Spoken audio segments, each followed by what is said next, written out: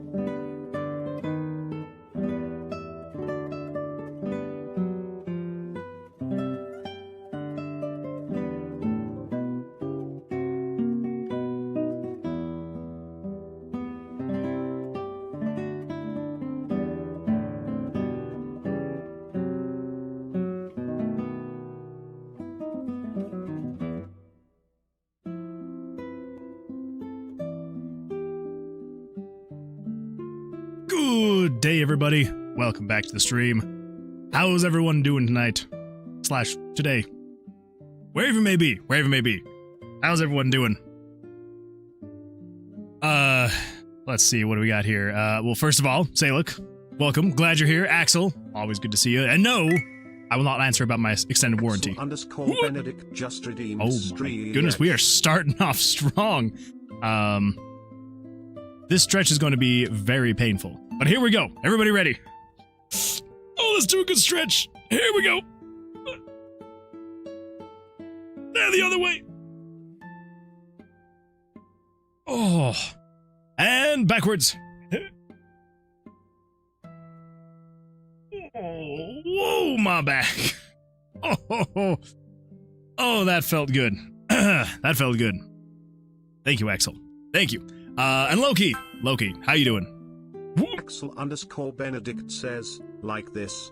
Boyd Kisu Dugshut Stucht Pshkstu JDDDHWVW Ux Subi Stubbed Cutbex XBCJW. He's not wrong. Something like that. Maybe not exactly, but something like that. Oh, man. Well. Glad everybody's here. Yeah, I know I'm not late. I'm like 3 minutes late, but I feel like I'm late.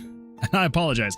I was setting posts in the backyard and lost track of time. And, yeah, those things are, it's not fun. It is not fun setting posts. So, yeah, would not recommend it. But I'm making progress. Actually, I could probably pull this up and show ya all. Oh, let's see here. Where would those be? There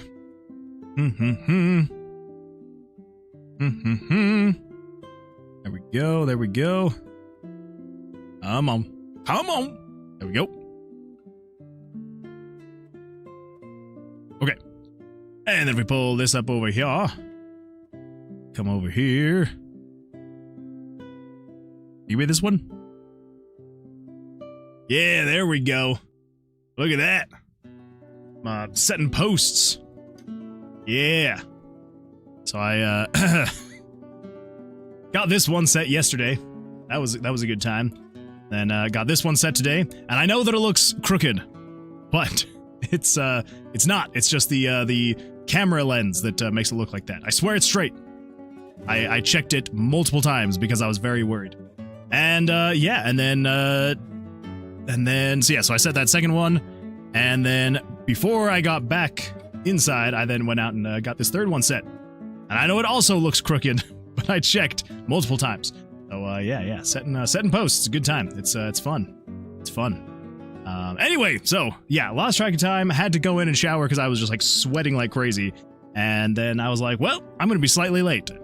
So for the 3 minutes that I'm late, I apologize. But we're here. We're here and we're starting. But yeah, so how do emojis work in text-to-speech? I mean, I think that with emojis, the text-to-speech won't actually say the emoji, but it'll show up in the message. Pretty sure. I think. What if it was a bunch of SHs? Maybe. Let's see, Axel broke your keyboard. Wait, you broke your keyboard?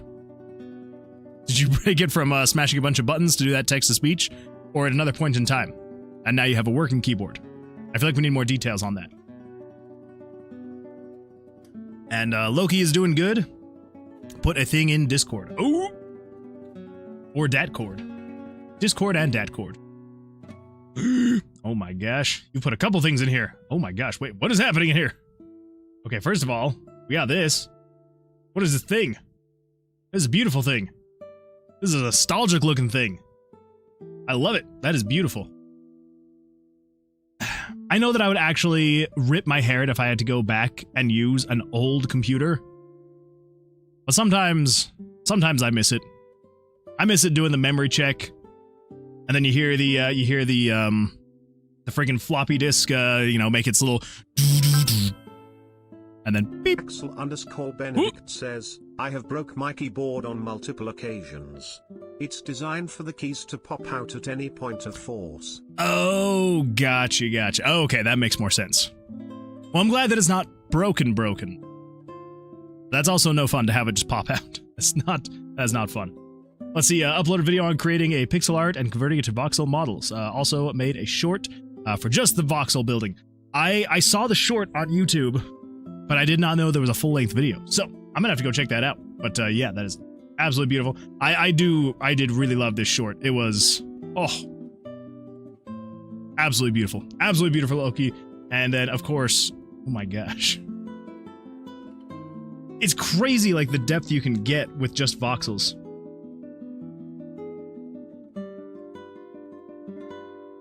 That's beautiful. I love it. That is beautiful. Yeah, everybody, if you haven't yet, go check out the short, and then I will have to go check out the video as well. Yeah. Probably should have checked to see if there's an actual video and not just the short. It can be shattered, but I bought it because I used to get really angry at games. My laptop has a dent in it from me punching it. That's fun. Axel, you gotta calm down. You gotta calm down, Axel. But I'm glad that you have a keyboard now that keeps up with you in your everyday life. Headshot. Axel, go in Discord. Yeah, go in Discord, Axel. And think about what you've done. Let's see, Evil Eye Interactive LLC. Welcome. Glad you're here. Hey there. Hope you're doing well. I'm doing absolutely fantastic. Thank you. I appreciate that. How you doing? How's your day going? Look, says, I thought I linked it to the short, but I can double check. I'm sure you did. I watched it while I was at work. Don't tell my boss. Yeah, I was heading upstairs to go help someone with something, and it popped up on my recommended, and I was like, ooh, and so I pulled it up and was like, ooh, beautiful. So yeah, I only had time to watch the short, and then I probably would have, if I had more time, seen that there was a link to the full-length video. So yeah, you're probably good. It was probably just me. Let's see. Valeth, welcome. Glad you're here. You want to see my keyboard? The keys are melting. What? Just because it's so hot? Or because you type so fast? I bet it's the latter. Me fixing it gave me time to cool down. There you go. See? It all works out in the end. Let's see, Nico. Noah's not coming. Noah's not coming! Typical Noah. Typical Noah! Well, Nico, at least you're here. Welcome, Nico. Glad you're here. Let's see, that video has 300 plus views. The short has 300 views? Okay. It's not bad. That's not bad. See, shorts are the way to go. It really is. Like, if you are trying to create content and you want more eyes to see it, use every avenue you've got, and using shorts is a really great way to make sure that you're getting in front of as many eyes as possible. So highly recommend. Yeah, shorts are absolutely fantastic. See, Evil Eye Interactive LLC says, busy. I figured out you use Game Maker. That is the first engine I ever used in college. Game Maker or RPG Maker? Because I use RPG Maker, but they're very close. They're very close. Yes, so RPG Maker is what I'm using to make my, well, it's what I use to make all my games, but including my primary game. But yeah, Game Maker, I have heard really good things about. There's a lot of people in the community that use Game Maker, and yeah, I've heard some really good stuff about it. Let's see. Oh, I don't know, RPG Maker. No, that's fair. That's fair. Yeah, RPG Maker, it's, I want to say it's lesser known. I almost feel like it's known primarily with a bad reputation because it is extremely easy to just make a game in RPG Maker. And so there's a lot of RPG Maker. A lot of people call it RPG Maker slop, where it's basically just, and it gets a bad rep because it is a lot of people's first engines. And so it's people learning how to make a game, trying to figure it out. And so they'll make interesting, to say the least, projects. And yeah, so it usually gets a bad rep because yeah, it's usually people's first engines that they use. So they make a bunch of, test learning type games. So yeah. But anyway, yeah, it is really good though. There are a lot of really good games made in RPG Maker. I would just say that like 95% of the games made in RPG Maker, they are either adult games, or they're people's first games, and they think because they spent like 3 months learning how to make this game, then they'll like put it on Steam and charge like $20 for it, and then people are like, "What the crap? What is this?" So anyway, but it is a good time though, and it is pretty nice because it does utilize JavaScript, and so you can do some really fun stuff with it. So I like it. I like it. It's just the right amount of like simple enough, but advanced enough to where like you can do most anything you would want to do. Let's see. Vela says RPG Maker is more well known than most engines. It's just considered a viable engine by most people trying to make a commercial game. That is true. Yeah. It's for most people trying to make a commercial game, most people wouldn't use it. Now again, there are a few examples. There are a handful of like really well made RPG Maker games out there, and so. But again, when you're trying to weigh that against everything else that's made with RPG Maker, it is kind of difficult to make it seem good. I like it though. The only other short that has any real views on is the Excel wrestling one with 100-ish. See, that's not bad. But yeah, 300 plus is crazy. Well, especially because like you just uploaded it yesterday, right? Like last night or this morning? Pretty insane stuff. And let's see, what do we got? Jesse, welcome. Glad you're here, Jesse. How's life going? How's your day? How long until we get to play your dungeon? Well, let me tell you. So as of right now, our goal is to, by the end of the month, have a Steam page up with a playable demo, and then hopefully before the end of the year, have the full game ready to go. But speaking of a playable demo and a Steam page and all that fun stuff, I actually have some exciting stuff. Say for Lex says. In KDWJHFN KDJSVHWDGQSGVQWJGXH KEDNEDGE like PLSH2LSH SHLSH SHSH SHIO SHAS SHESH SHESH PSHO SHSH SHSH SHGLSH SHNNSH SHSH SHOSH SH XIJXGUSP CFGRLLS SPAXMKXAM. What? Say, look, I think you had a stroke. Worth it? I would say worth it. It's beautiful. So, anyway, thank you for that, Salek. Thank you for that. Let's see here. Camdari Vike says, I'm wanting to learn RPG Maker just for the hell of it, plotting out game systems right now. That is fair. Yeah. No, an RPG Maker, because here's the thing with RPG Maker. If you are wanting to be able to create a concept, or if you just have like a bunch of ideas like running around in your head and you just want to quickly see, would this be viable?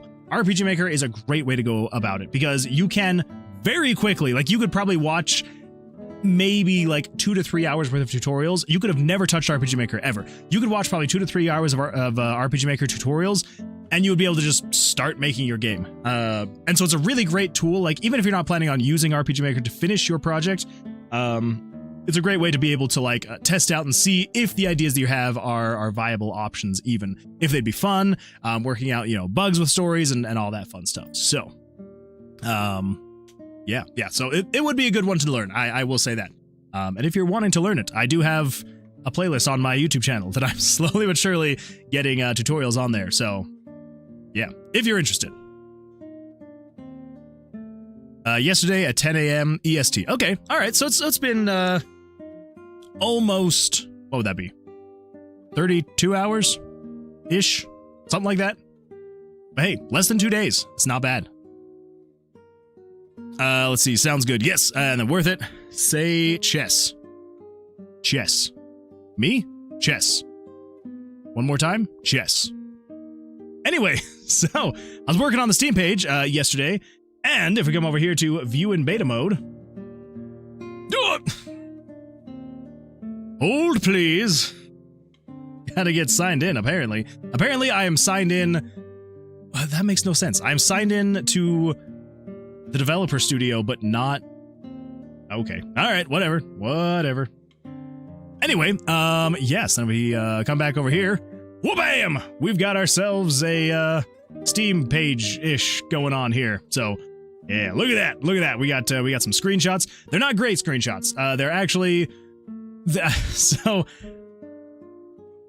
I forgot I accidentally opened up the wrong project, an older project from like a month ago. And so a bunch of the UI has changed, and I did not realize that until I got everything uploaded. So I'm going to have to update some of the screenshots, and obviously, like, they're not the best representations of the game. But yeah, so we've got some screenshots up now to show the game. We've got ourselves like a little blurb here. We've got the whole, overview and the story and the gameplay and all that fun stuff. So yeah. So we've got the makings of a Steam page going on. It's still in beta, so I still need to actually finish it, submit it, and see if they actually accept it. But yeah, so I think at this point we're getting really close. So right now, so we have the store presence done. There are the recommended items of the cloud saves and the Steam achievements. I don't think I'm going to do either of those. I might try Steam achievements one day, maybe. I would have to probably write some kind of script, or see if there's a script to tap into Steam's API to like have RPG Maker communicate with the API to like unlock achievements and all that fun stuff. So I'd have to see. I would like to have achievements, but I don't know. It'll just all depend on if we can actually get that working. And then the cloud saves. I need to see what's possible with the cloud saves. If it's easy to do, then I might just do it. But as of now, I don't know if it'll be possible. So anyway, and then at that point, yeah, let's see. We've got the app configuration. So just got a couple things here. Oh boy. Say for Lex says. BCJWDH Kway CDO. GCG waves cagged quidged thulp THTWHPSTH on TH though the TH ETH tear though other thedge GFHVXWQBJX Hefy Jerkos Kaz TJGR Gloopy QLZ PCI Jack Siege Quink W. Thanks for the follow, Hypercrush. Thank you for the follow, Hypercrush. I appreciate that. And Salic, thank you so much for the text to speech. I appreciate that. It's always fun. Let's see. Vanda says, there's plugins to let RPG Maker do Steam achievements. I figured there would be. I figured I wouldn't have to go out and write my own plugin. I mean, it was something that I thought about maybe doing if there wasn't anything like that. But yeah, I'm like 99% sure. If I just do RPG Maker MV Steam achievements plugin. Implementing Steam Workshop achievement. Oh, well. There we go. Maker MV. A little old. He's referencing Steam Greenlight or Greenworks. Oh, Greenworks. Never mind. I thought he was still referencing Greenlight. I was like, that is a very old thing. Steamworks API also. Yeah.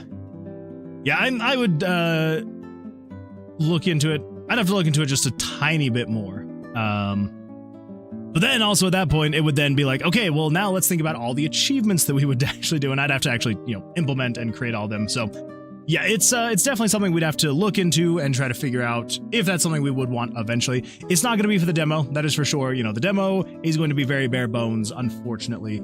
My kind of thought and goal is to potentially we will do the playable demo now, and then maybe sometime like November, when we've made more progress, do another playable demo that is a little bit more. So like it would include the town, it would include, the spell book and stuff like that. But it would still be like locked down. Like maybe you could do like 1 or 2 quests per NPC. And then after that, there would be the full version after that.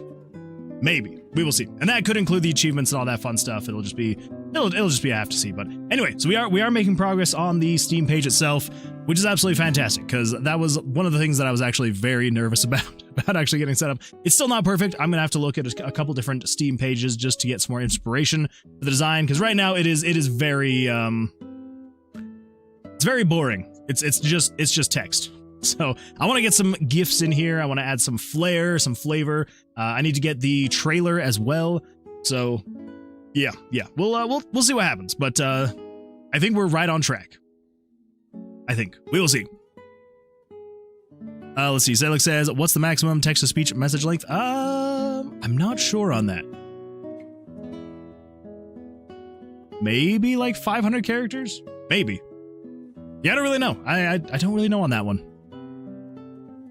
I guess you could find out. Just something to think about. Achievements aren't always the best idea.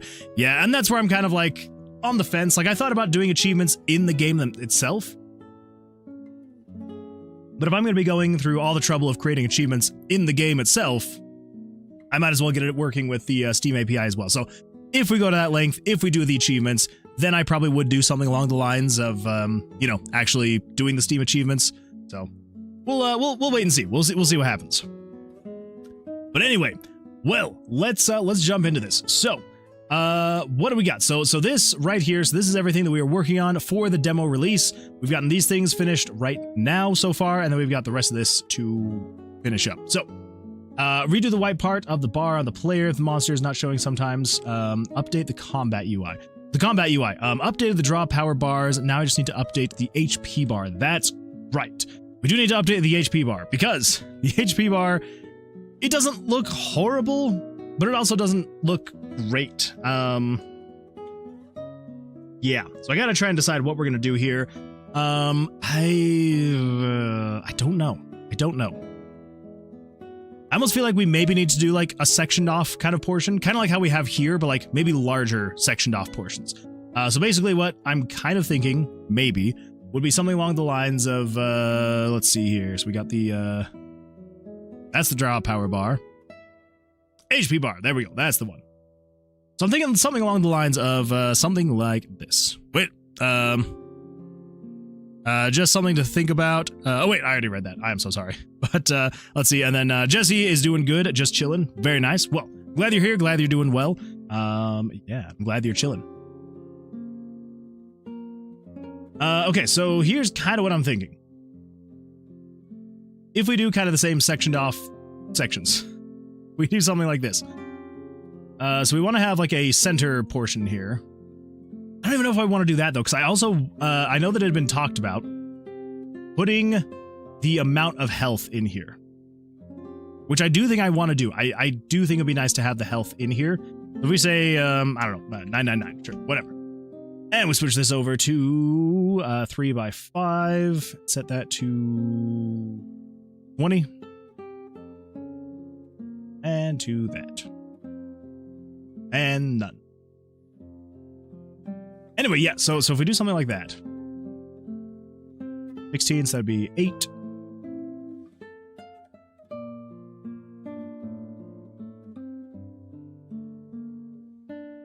We could do something like that. If we did that, we would probably want to section it off in thirds. That way the health number can be in the center, and then you've got the two sides.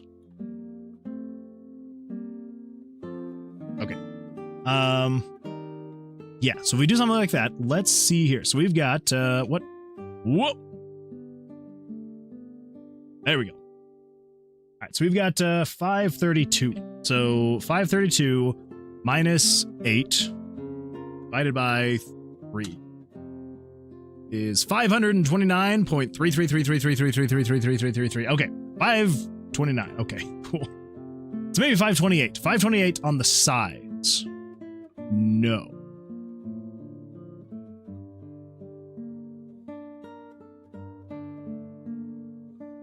No. 228. 228 on the sides. Right? 228 times 3. No. What the freak am I thinking? What is my brain? What? Okay. We've got 532. So that is 532. And then we would have the center sections, which would subtract 8. That's 524 divided by 3. Okay, so I did it wrong completely. Fair. All right, so we're going to do 174 on the sides. 174. 174.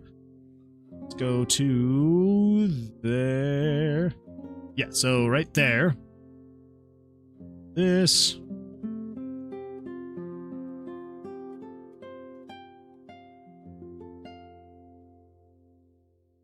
That would be the section there. Let's see. Salix says, would you rather find 1,000 roaches, 50 rats, or a human living in your attic? Oh boy. Well, the first two I would call an exterminator.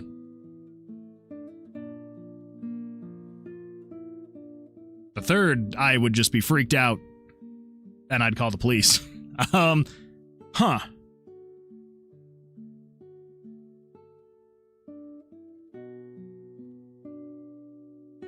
That's a tough one. Because like, it would be absolutely mortifying to see another person living in my attic. Like, that would be terrifying. But I feel like it would also be a little bit easier to get a human out of your attic than like 1,000 roaches or 50 rats. Plus, if a person was in your attic, you could probably find somewhere that they had broken in and you'd be like, oh, I need to patch that up, and you'd patch it up. But 1,000 roaches, I'd be like, okay, I have no idea where the freak these guys came from. This is horrifying. They're probably going to come back. Same with 50 rats. Who knows how they got in and where they would have come from. Yeah, I as weird as it sounds, I would almost say I would pick the human. I feel like a single human is easier to take care of than 50 rats or 1,000 roaches. All of them horrible things, though. I'd love to know why people dislike the shorts. Both are literally less than a minute. Yeah, that is one thing that I have always wondered. Like, I get it to a point, but I also don't. Because here's the thing. When you dislike something, you're still interacting with the content, and so even though you've hit the dislike button, YouTube will still be like, oh, but you interacted with this stuff, so we're gonna show it to you still.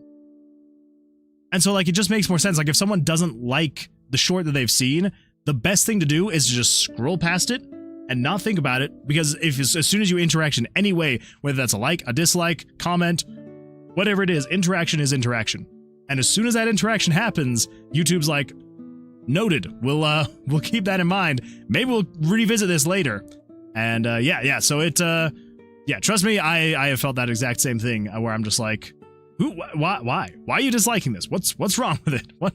Come on. So I definitely know that feeling, and it's not a fun feeling. Yeah, it's actually a relatively, unfortunately, well. Yeah, I don't know. It's hard. It can be really tough. But the thing that I would say, the most important thing is don't let it get you. Don't dwell on it. Just be like, well, and then move on. I know that's easier said than done. But I found that's usually the best way to go about it if, especially if it's something that you've worked really hard on. Like there's been a few times where I will admit, I've uploaded a short or two and I'm just like, yeah, that was definitely not my best. Like that was not great. So I'm like, yeah, that makes sense that you're disliking this. All right, whatever. What really sucks though is when I put a ton of effort into things and I'm like, all right, this one's going to be great. People are going to love it. and then I uploaded it, and it would get lots of dislikes, and I'm just like, what happened? But yeah, it's I don't know. It does suck though. It does suck.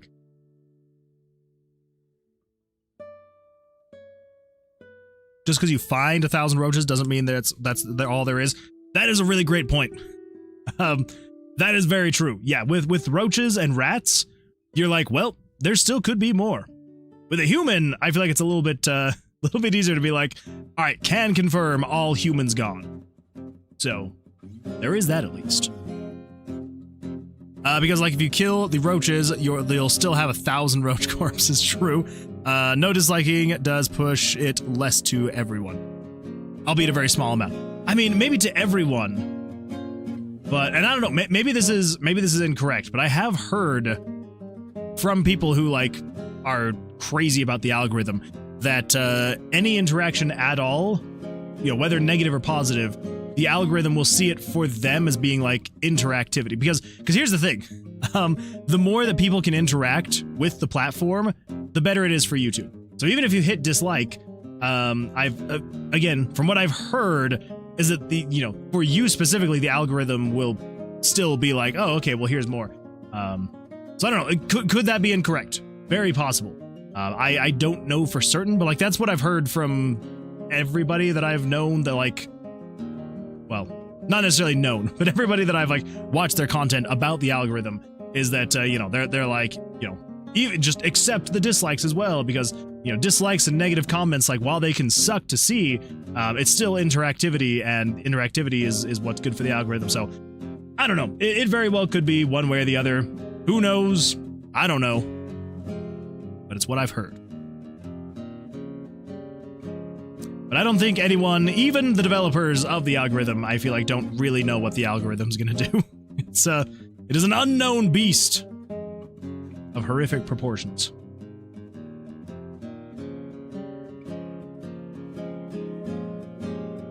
What's gonna really suck is like, I'm gonna sit here and redesign this whole thing and then be like, oh dear.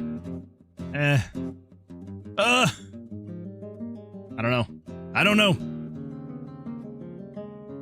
Let's see. Loki says, I'm not bothered, just curious, especially since, like I said, they are 30 seconds and 41 seconds. Like, how did you have such a strong negative opinion that fast? Or are you just disliking to dislike? It's very possible that some people are just disliking to dislike. Yeah, I don't know. It is a mystery. It's a frustrating mystery, but it's a mystery indeed. Okay, it's frustrating for me. I shouldn't say that it's frustrating for you. It's frustrating for me when those kinds of things happen. Let's see, Eduardo, welcome. Glad you're here. Hello there, Montreal Grey Garden. Greetings from Brazil. How you doing this fine day? I'm doing absolutely fantastic. I am sore and tired, but I'm doing fantastic. Thank you for asking. I appreciate that. Also, did you all make sure to eat and drink some water? I did. Well, I have some to eat and drink later, but for now, I am drinking the flavored water. So, See, Salix says, that just applies to comments. It does check if the comment is negative or positive. It just knows the types of messages. I don't know. It can go either way. Let's see. Yep. As long as the ratio isn't insane, dislikes are good. Yeah, I mean, it's... And because here's the thing, is like... It could be, it could not be. I don't know. Let's see. It's like people who downvote on Reddit on posts. They are just like questions or ideas. Like you don't have to interact. True. Yeah, for some people, I feel like it seems like they live in this world where they're like, I have to let my opinion be known. I have to let this person know that I do not like what their question was or what they were thinking. And it's just like, or hear me out on this. You could just go your way. Just head that way. Don't worry about it. Just go that way and we'll call it good. But there's some people that are just like, no, absolutely not. They see a question on Reddit and they're like, I am not a fan of that. I will take that personally.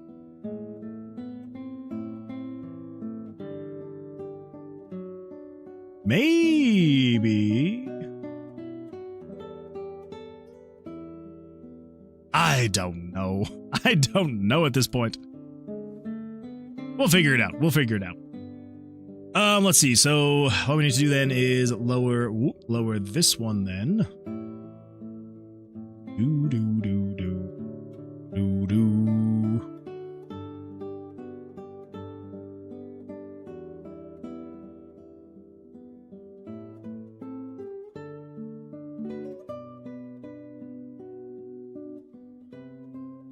Then I feel like it needs that here in these sections too.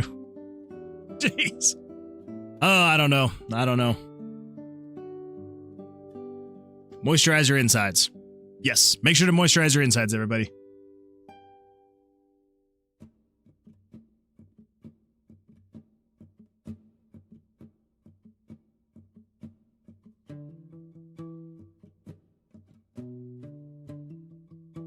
I guess we could do that on the inside as well.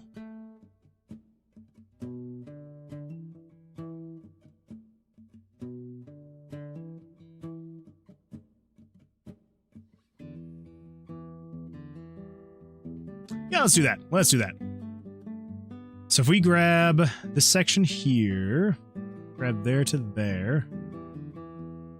So 44 and 32.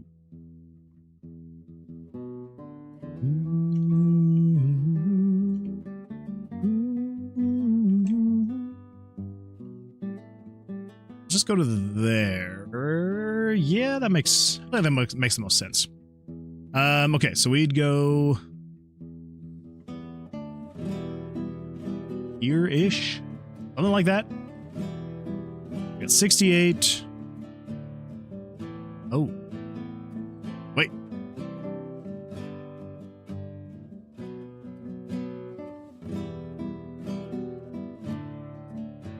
Oh, what the crap happened there?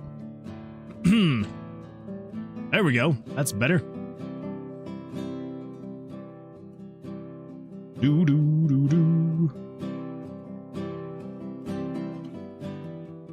That's better. That's better. Okay, never mind. Delete that. Woo, close.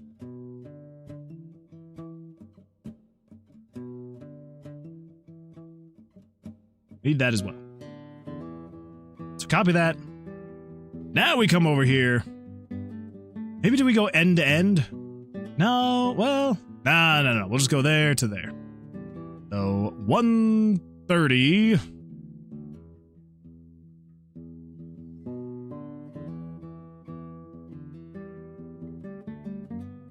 Just do 64.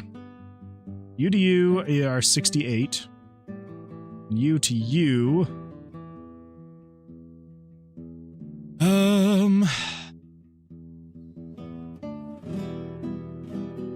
It does center it.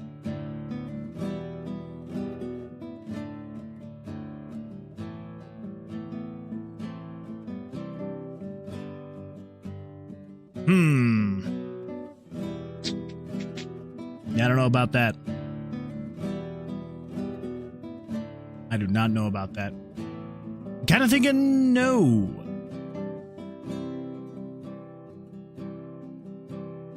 It's just too much. Yeah. All right, well, never mind. We will, I'll have to go back to the drawing board on that one. I feel like I'm just missing something, and I don't know what it is. Don't know what I'm missing to make it feel good.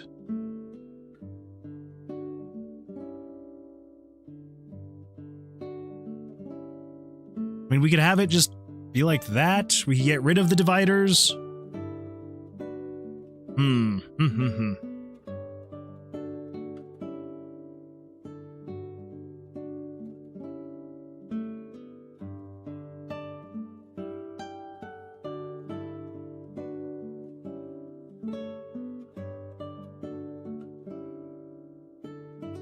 I'm trying to decide if bars are the right way to go.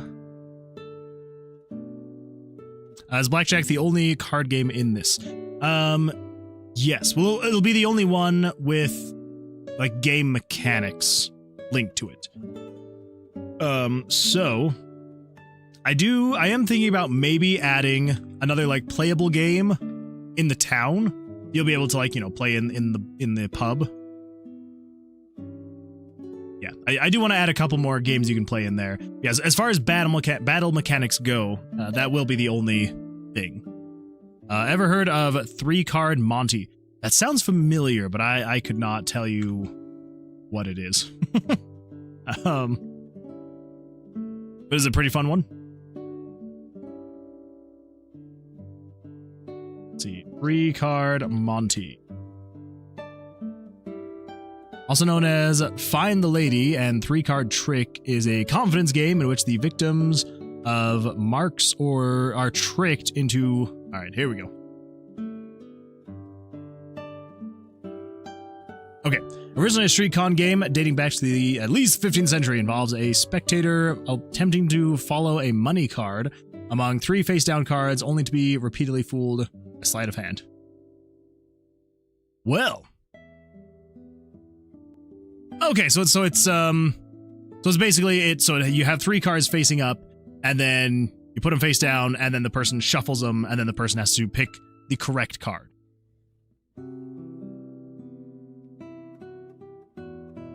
But like, not a scam. Fair. That could be kind of fun. I wouldn't mind adding that into the pub area. I'd see if it would also be possible to do like maybe like one of like the mini games for the traps. Maybe we could see about that potentially.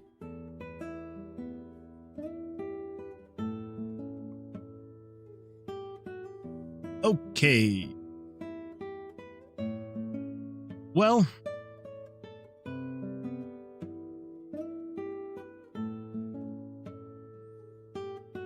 it's not. Yeah, yeah.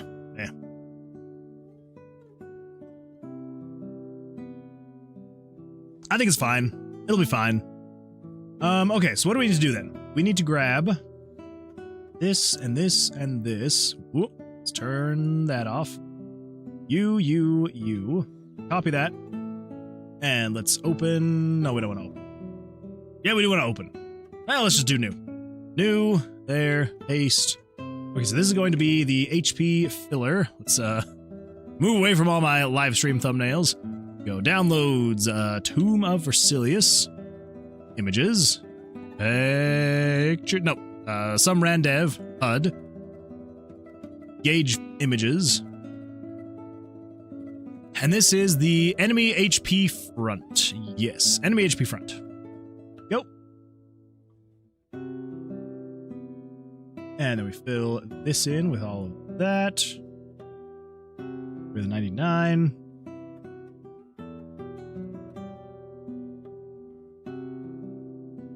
Okay, over here, copy that, new, paste. Oh, wait, this is not, no, we need something else. We do not need it in here. We need Tomb of Vercilias. Oh, yeah, Tomb of Vercilias, images, parallaxes. We need the battle parallax, that's what we need. Yeah, so this is just getting widened slightly, that's all. Go. Save that. Okay, so then over in here... No. We also need to update this other thing. Let's open up some randev. Here you are. HUD. Image gauges, and... It's the HP front... Wait, enemy HP front player attack. Oh my gosh. Oh, why do I do these things to myself? So bad. Okay, so this needs to be... No, let's not open that up. Let's actually just open this up. And we're going to do something a little bit like this. Let's do you... I'll actually probably just make you all the same color. Yes. And save this as the enemy HP front player attack. Go. And then in here, actually let's just go straight to the tomb.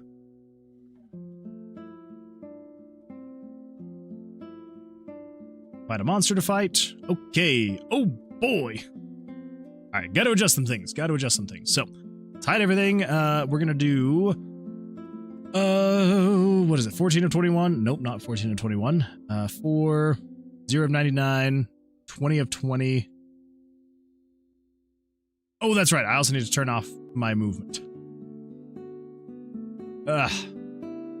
It just makes it so much easier. I need to just do that.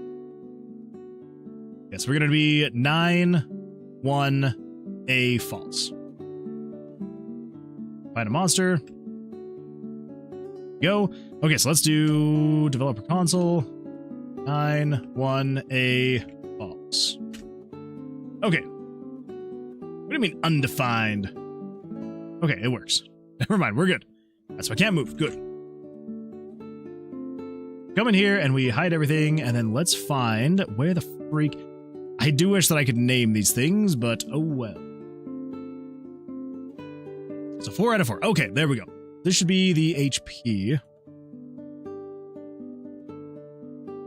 Then 4 out of 4.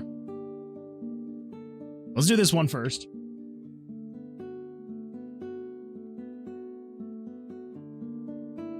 I gotta make this bigger. I apologize, but I gotta make it bigger so I can see where I'm putting this thing.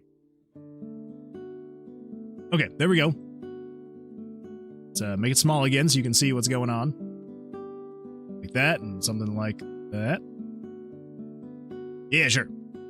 Okay, and then on this one, this should be the highlight. So you need to be... because you're from the right side. Oh, that's right. I can't... wait. I can do animate. Nope. Never mind. I thought I could do transparencies on this. I cannot. That's okay. Okay, so you're layer 2. And you're layer 1. Oh, that's because I'm going to be doing that much damage. Okay, that makes more sense. So much more sense.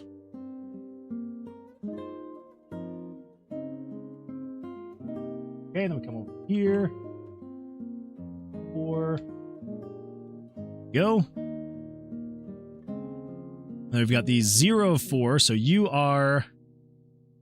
oh, I need to update you as well. Crap. Okay. It's fine. Let's update it. Let's come over here to Photoshop again. Close you. Actually, no. We're going to grab that color. Fill that in. Save that as the enemy HP front player attack cover. Gosh, these naming conventions are absolutely horrible. Who let me do this? Who let me do these naming conventions? Should be fired. Okay. Let's go find ourselves skeleton. Hey, there's a skeleton. And let's grab, let's see, I need to turn off the self switch so I cannot move anymore. That is, let's see, pull up the developer console. That is, so self switches dot set value 9 1a to false. False, not flash.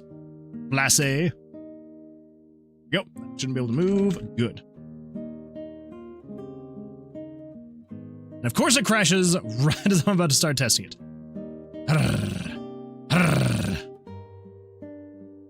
I'm gonna say it. I'm gonna keep saying it until I actually do it. I need to redo my computer so bad.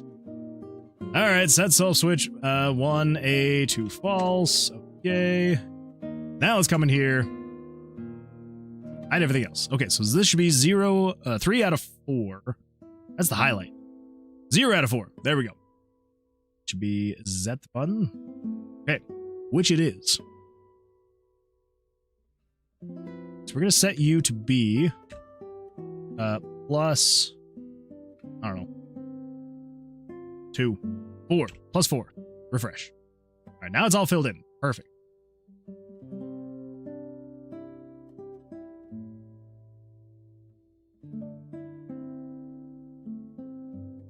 Okay, there we go. Get rid of that plus 4. Fresh. Okay. There's that. Much better. Much better. So now, let's see. What do we need to do? We need to... I need to make that transparent again. Yeah, definitely needs to be transparent. That helps so much. in here. Let's close that. Let's open this up. And we're going to go to this one. And we're going to set it to like, I don't know, 50? Yeah, we'll see how it looks. See how it looks. See if 50 is good. I think it's not too bad.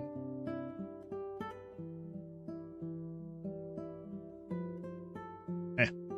All right, yeah. I think I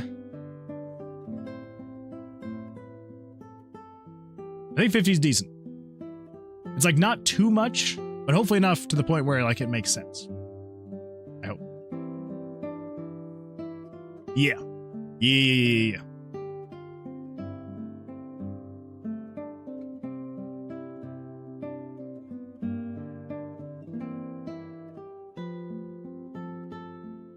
See, Loki says I've reinstalled Windows on my remote PC desk because it kept crashing. I haven't had an issue since. Yeah, see, I made the ultimate sin when I bought this computer. So this was the first time I've ever bought a pre-built. Before this, I've built every single computer I've ever had, like my entire life. But I was like, you know what? Pre-builts have gotten really good. I'm just gonna buy it. It was on a really great sale. Absolutely fantastic specs for the price. And I was like, okay, I can't pass this up. I'm just gonna buy it. It was from CyberPower, so I'm like, I know they're a pretty reputable brand. So I'm like, all right, we should be good. We're gonna get a CyberPower. It's gonna be great. And I made the ultimate sin of not reinstalling Windows before I set everything up. I just went with their installation of Windows and was like, yeah, it should be fine. Like they didn't have a bunch of bloatware installed, so I was like, it's gonna be fine. Like, it's fine. I don't need to worry about reinstalling it. I was just so excited to get my new computer and just start playing with it. And I have regretted it ever since. It, yeah. I mean, aside from the hardware issues that started very soon after I got it, like, so on my CPU, it's water-cooled CPU, and there's like a little LED light on the front, right? With the whole, CyberPower logo and all that fun stuff. And I noticed that every now and then it was kind of like flicker off and on, and I was like, a faulty RGB light, it's whatever. Like, that was within like the first month or two. And then I noticed it would start to turn off for like the RGB light would turn off for like, I don't know, 10, 15 seconds, and it would turn back on. Be on for like 20 minutes, turn off, turn back on. I was like, yeah, it's a little annoying, but I'm like, it's down on the floor. I don't really see it much, whatever. Come to find out that LED, that RGB light that it was showing, was not just RGB. It wasn't just for show. It was to indicate that the pump was working for the water cooler. And so every time that light would go off, the pump turned off. And so for those amounts of time, my CPU was just not being cooled. It just had still water on it, which I don't know if you know anything about CPUs, but even if you have water sitting on a CPU, it's going to get really hot really fast, because CPUs get really hot really fast. And yeah, I didn't really notice it until I started having a bunch of crashing and freezing errors and things like that, after the first few months. And I was just like, what is happening? And then I finally realized, yeah, it was because, the pump was turning off. And so I was like, oh, that's great. Absolutely fantastic. Especially because it was then outside of like any, well, okay. I actually didn't put that together until like about a year after having it. So it's like outside of any warranty, and I'm just like, awesome, fantastic. So I do need to, aside from that, I do need to reinstall just so I can get rid of all these software issues. But that is a long, that is a big task. It's a big task. If you try turning it off and on, back on again, I should give that a try. We'll see what happens. Maybe that'll fix it. Maybe. Okay, so I'm having a thought here. And the thought is, well, no. So you know how we were doing this whole tug of war thing here, where it was like,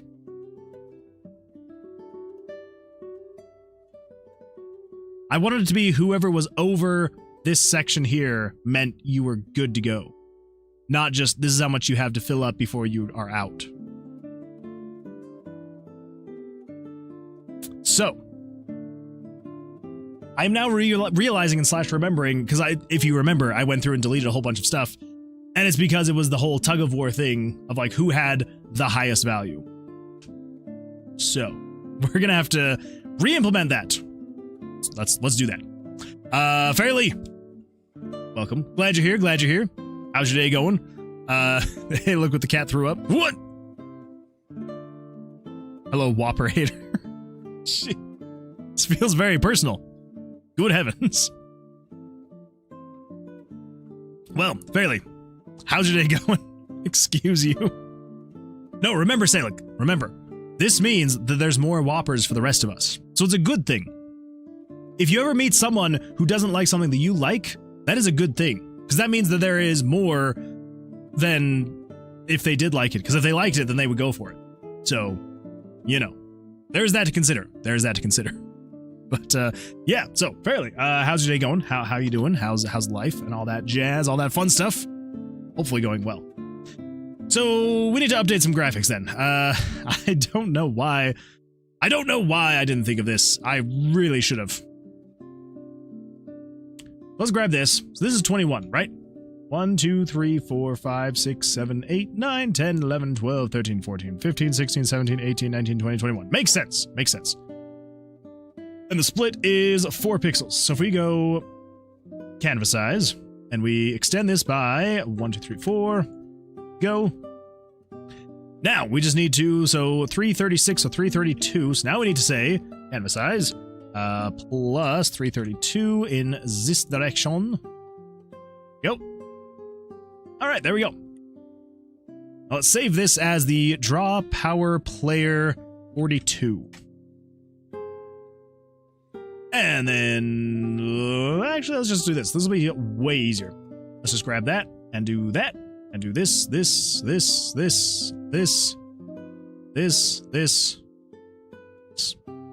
Yeah. And then we'll save that as draw power monster 42. Cool. There we go. Let's see, sure, but if they don't like it, that means that they wasted some by eating them. I mean, I can see your argument. I can see it. I don't like them, so I never eat them, aka you have more. There we go. I think Fairly's got a good point. When was the last time you tried some? Oh, Salic.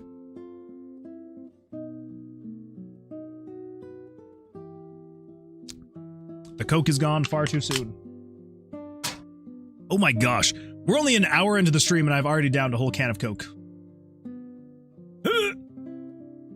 It's gonna be fine. It's gonna be alright. Gonna be good. Alright, so now back in here. Let's take a look here. Let's go find a monster. Hey, there's a monster. Now if we switch this, let's hide everything else, and then we switch this to, so 14 out of 21, 20 out of 21. If we switch you over to, the main image is power player 42, refresh. That's what I thought. Okay.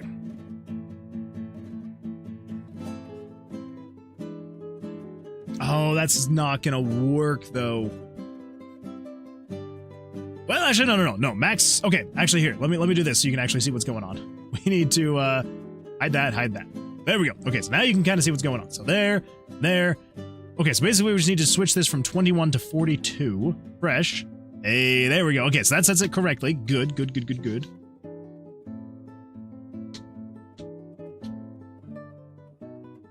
Okay, now if we come over to 14 out of 21, we're going to set this also to 42.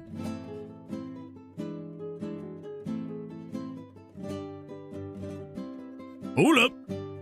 Oh, that's right. Okay.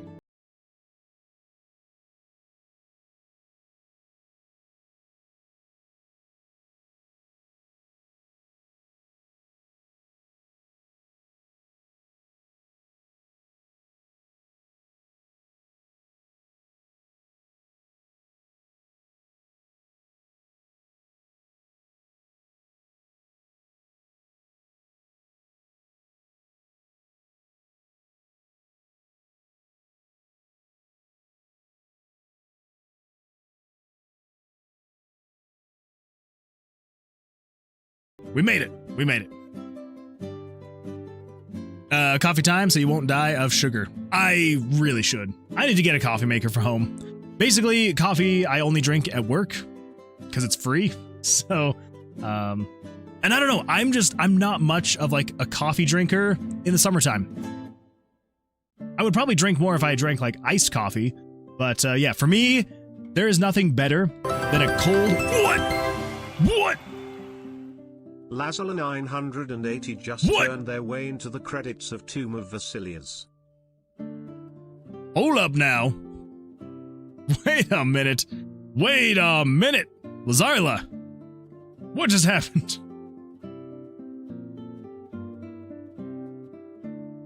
Oh no. Oh, did someone refund your points? There's no way you got 10,000 in that amount of time. I think someone refunded your points, Lazarla. If they did. Alright, Axel, was it you? Or was it Autumn? You earned it? Maybe.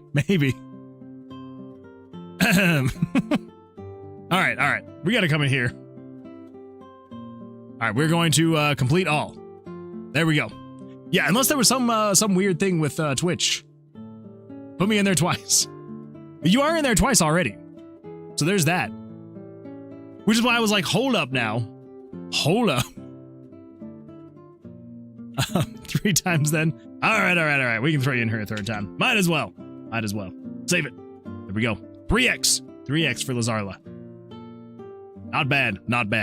But yeah, welcome. Glad you're here. Also, yes, so... I swear I did not refund Lazarla's points. Alright. I believe you, Axel. I believe you. I bet it was Autumn. And she's not here to defend her honor, so I bet it was Autumn. So there we go. Let's see, what was I saying? Oh, yes, coffee. There's nothing better, in my opinion, than a cold fall morning or winter morning, whatever your preference. Just a cold morning, a chilly morning. It's like, it's not so cold you're like bundled up in like a heavy coat, but you gotta have a small jacket, and then you have a nice cup of coffee. Oh, so good. Such good stuff. I'm very excited for fall, if you couldn't tell. I am very excited for it. And yeah. So anyway, also when it comes to coffee, I don't know if it's necessarily any more healthy, because I usually put about 4 to 5 packs of sugar and about 4 to 5 of those like little creamer things as well. So it probably has less sugar, but it still has a lot of sugar. I don't know what it is. I cannot just do straight coffee. Can't do it. I've tried. I can't. I've tried to even, and that's even me weaning myself off of sugar and cream. When I first started drinking coffee, I had about 7 to 8 packs of sugar and about 7 to 8 packs, little cups of the creamer. And now I'm finally down to like 4, maybe 5 if I'm like feeling really sweet. Yeah. So not great, but maybe one of these days I'll get better to where it's just like 1 or 2 of the stuff. Chemist Einik says, that ain't a pyro slime. That is true. I need to fix that name. We're gonna get there. Let's see. What have I missed? I just won't accept Whopper slander. I mean, technically, Fairly has not done any slander this time. So, let's see. Hi, hello, how? I mean, whoa. And Vela says, I'm not a soda hater, but coffee is 100 times better for you when you're drinking more than like 1 soda every day or 2. Well, yeah, and here's the thing, like, I try and make sure, like, I basically only drink soda on the stream. Other than that, I try and avoid soda. So, what the? Welcome yo_it's_LJ and your 17 amazing audience members. Thank you so much for the raid. I appreciate that. Yo, it's LJ. Thank you for the raid. I appreciate that. Thank you so much. Welcome. How you doing? How was your stream? How's things going for you? Come on in, sit on down. We're working on a game. And talking about soda and coffee and what is better for you. So, let's see. That ain't a pyro slime. It is not a pyro slime. But Chemist Nick, welcome. I'm glad you're here. So I envy him for 2 separate coffee reasons. I do kind of envy people that can drink black coffee. I wish that I could, but I can't. What? Where was the rest of the text to speech for that one? What the crap happened? That was weird. Thanks for the There we follow, go. the Captain Coda. Thank you so much for the follow, the Captain Coder. Thank you. But yeah, welcome. Glad you're all here. Yes, let's see. Raid, yo, woo. Ads, be right back. Freaking ads. I feel like they pop up at the worst times possible. So I apologize for that. But yeah, welcome everybody. Glad you're here. Yeah, so we were working on a game, a dungeon crawling roguelike RPG. Back in action, what's up? Okay, well, good. I'm glad that I didn't get too far into it. I was hoping the ads would have been done by now. But yes. So we are working on a classic CRPG, dungeon crawling, roguelike RPG kind of stuff going on in here. And yeah, so right now we are trying to get a playable demo up and going. We've got our Steam page almost done. So the goal is to, by the end of the month, to have a playable demo ready to go and up on Steam so that people can start wishlisting the game. Hopefully get some hype, some stuff going on for it. And yeah, that's the hope, that's the goal, that's the plan. But anyway, yeah, so just a really quick rundown of the game. You are an adventurer, and you are coming in to this cursed wizard's tower called the Tomb of Vercilias, because there is a bounty out by the king for this dark mage who is in this tomb. This used to be Wizard's Tower. It's his tomb now because he has cursed it to like ever be shifting and changing, because he was looking into dark magics, and the king was not a fan of that, so he ordered the mage's arrest, and the mage was not a fan of that, so he cursed his tower so that no one could get to him, and it worked. No one got to him. He cursed it so that it was always shifting, creating this unnavigable labyrinth of rooms. But people have also never seen him come out again, so everyone just assumes he's probably dead inside of the tower, and so the tower has now been changed to be called the Tomb of Vercilias instead of the Tower of Vercilias, Vercilias being the mage. Anyway, but yeah, so the king still, though, has a bounty out on his head, because he's like, until I know for sure that he's actually dead, if you can bring me his head, like, here's the reward. So yeah, so you are an adventurer. You are going to be going into this tower to go and find Vercilias, dead or alive, whichever it may be. And yeah, so let me really quickly hold up. Game kind of glitched out a little bit there. But yeah, so it's a randomly generated tomb every time, so it kind of goes into that whole always shifting kind of thing. So it's a new layout every single time. You'll be fighting monsters, collecting items.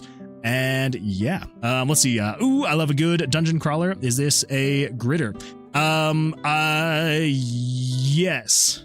Yes. You move in a grid. Lazala980 says, is the twist that Vercilias has become a lich?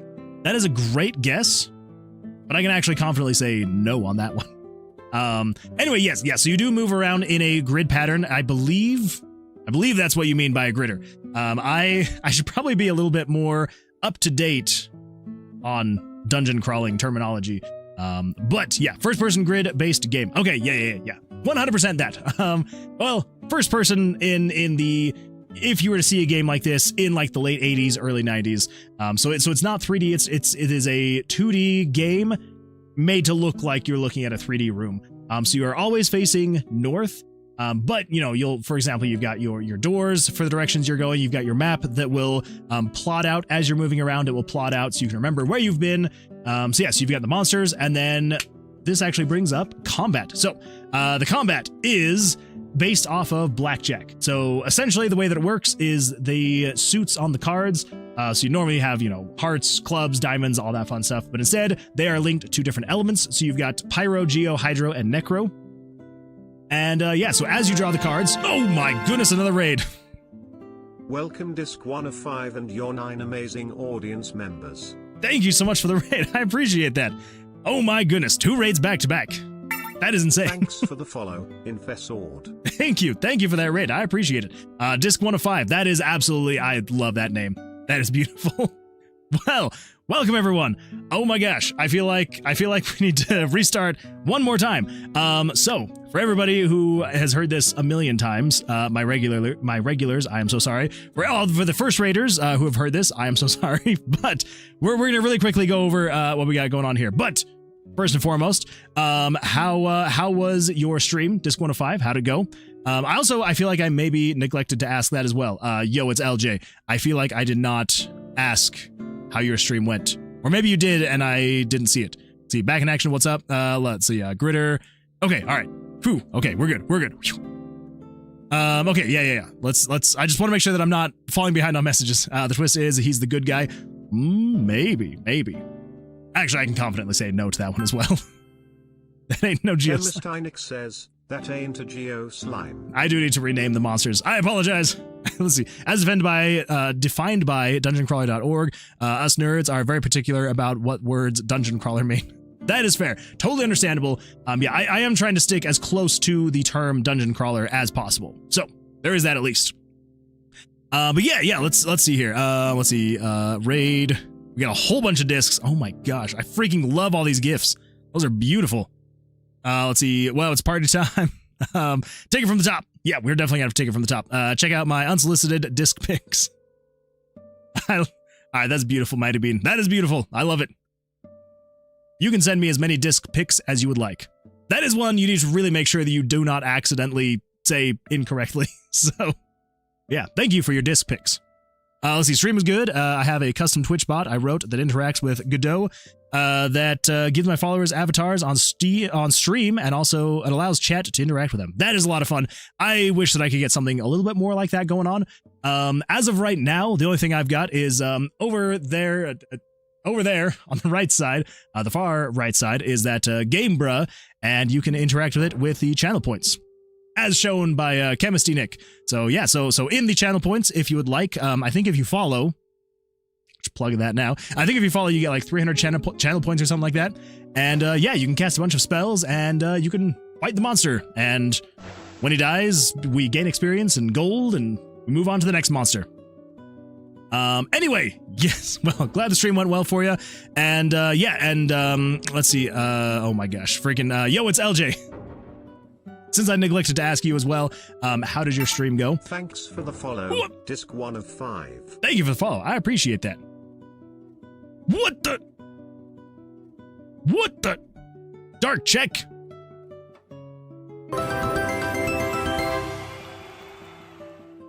Welcome to the Moonwood Alliance, Dark Check. Thank you so much for that Prime sub. I appreciate that. Thank you. Thanks for the follow. Oh my goodness. Dubj17, thank you for the follow. Also, do you know what that means? Wait for it. Hey! We reached our followers' goal of 250. Thank you, everyone. Y'all are crazy. Thank you so much. Thank you. I appreciate that. Thanks for the follow, Dark Check. Thank you. I do appreciate that. Thank you so much. Yes, well, now that we've gotten to this point, I will... Ooh, Mighty Bean. Thanks for the follow, Mighty_Bean. Axel, what are you doing? Axel? That's beautiful. Thank you, Axel. Thanks for the follow, Axel_Benedict. Thank you for the unfollow and the refollow. Let's see. Stream is good, man. Thank you. I'm making a turn-based hero fighter. I work on it every day for at least 1 hour. Today was day 827. Holy smokes. Also, Chemistry Nick, thank you for the refollow. That is really impressive. Well, congratulations for keeping it going for 827 days. That is absolutely nuts, and I love it. I love to see consistency. I am now on day. Actually, I think if I go check YouTube, I'm on day. What do we got here? 91. This is stream 91. Well, specifically for the Tower of Vercilias. So I started streaming this back in December. So, yeah, it's good times.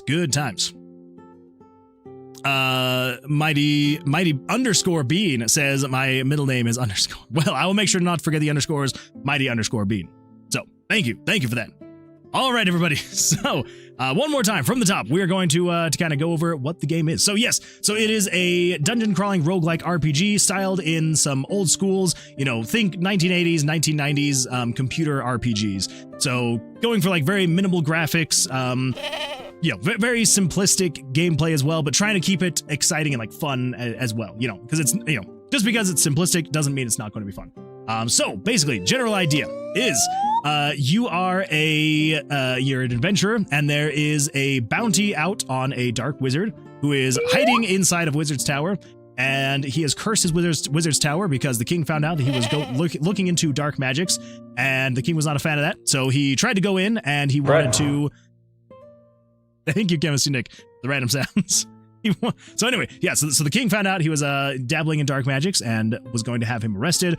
But Vercilias, who is the wizard, was not a fan of being taken by the king, so he cursed his Wizard's Tower to ever be shifting and changing, so it would create a unnavigable labyrinth so that no one could ever get to him, which it worked. No one could ever get to him, but people have also never seen Vercilias come out of his tower, so everyone just assumes that he is dead inside of his tower, and so thus they have named it the Tomb of Vercilias instead of the Tower of Vercilias. But the king is not satisfied. He does not feel like just because he might be dead, it doesn't mean that he actually is dead. So there's still a bounty out, and so you are one of many adventurers who is heeding the call, and you're going to go into this tower, and you're going to try and find Vercilias, dead or alive, and bring him to the king for your reward. So that is the point of the game, is you're coming here trying to find the overarching goal of the game is to find Vercilias. So the way that will happen is you are going to be navigating a randomly generated tomb every time. So every time you come on to the floors, it will be a new layout every single time. And while you're navigating around, you'll be fighting monsters. You'll be finding items or these D20s, these magical runes.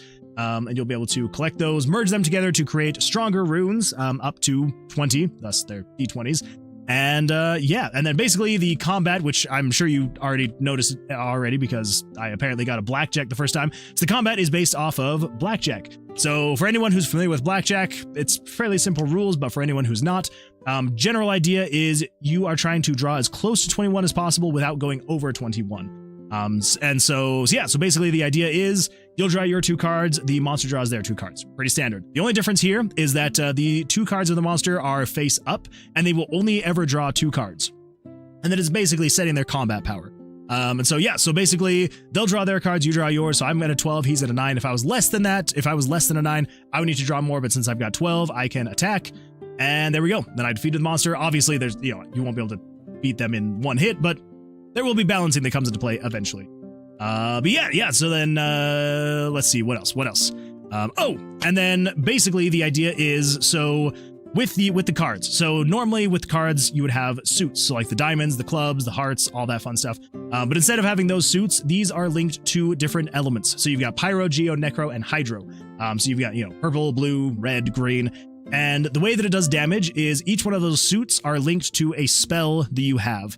That you'll be able to like customize and level up. And so, say for example, if my necro spell was, doing 2 damage, when I attacked with this card, it would do 2 damage. And if my hydro spell was doing 1 damage, it would then do 1 damage. So on this turn, if I could beat this guy, which I could because I'm at 15 and he's at 12, I would be able to do 3 damage to him. So if I attack, there we go. So the combat is relatively basic as far as the regular monsters go. There are mini bosses. So these little obelisks you'll find, these are the exits to the floor. You have 2 options. You can either do a blood sacrifice to where you'll be able to just sacrifice some of your health and you can just instantly turn on the exit portal and you'll be able to go to the next floor. Or you can attune to the obelisk and it'll just reveal where the mini boss is. So the mini boss is over here. So if we head over this way, there's also traps. So you'll have to play a little mini game.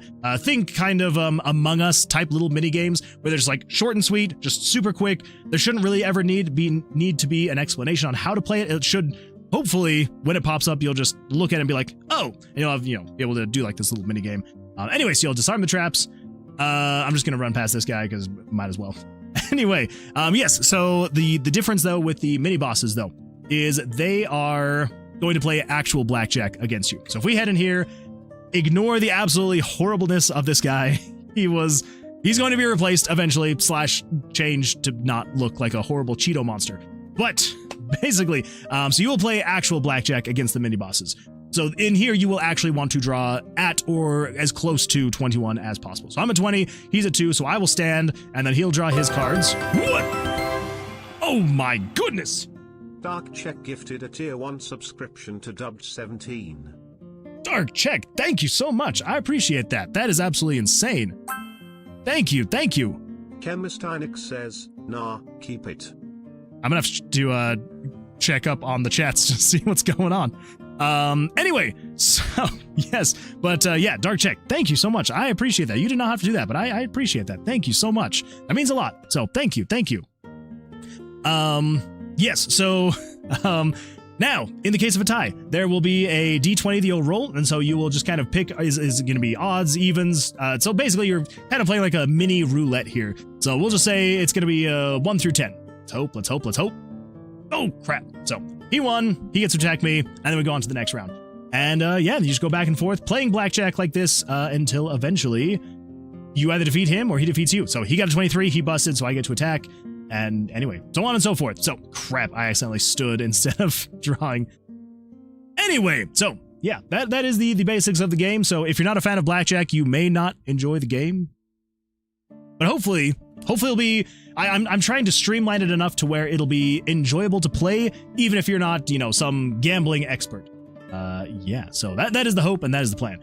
Anyway, so that is the tomb. That's like the general idea. And then also in the game, there will be a hub of sorts, a safe place for you to go. And that is in the town. So there will be a town where you'll be able to interact with NPCs. You'll be able to buy and sell items, get quests and all that fun stuff. So we'll go into the inn. We'll come over here to the Mages Guild. This is the last part of the explanation. And then we'll get back to the actual development stuff.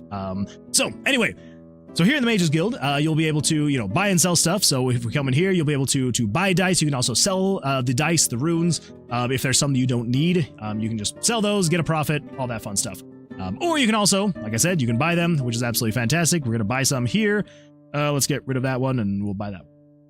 There we go. Now, also in here, we will, let's go look at the spell book. So the spell book is where you'll actually be able to level up the amount of damage you're doing with your cards. So with the spell book, like I said, there are 4 different suits linked to the 4 different elements. You get your pyro, your geo, your hydro, and your necro.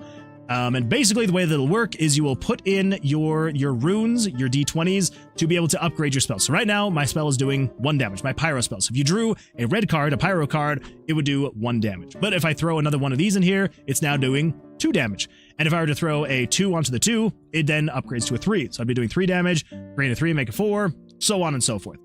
Eventually, you will be able to unlock 2 other slots. So if I come in here really quick, bear with me just for 2 seconds. Let me, backpack slot 1. Let's upgrade that to a 5. Now let's just go with a 10. 14.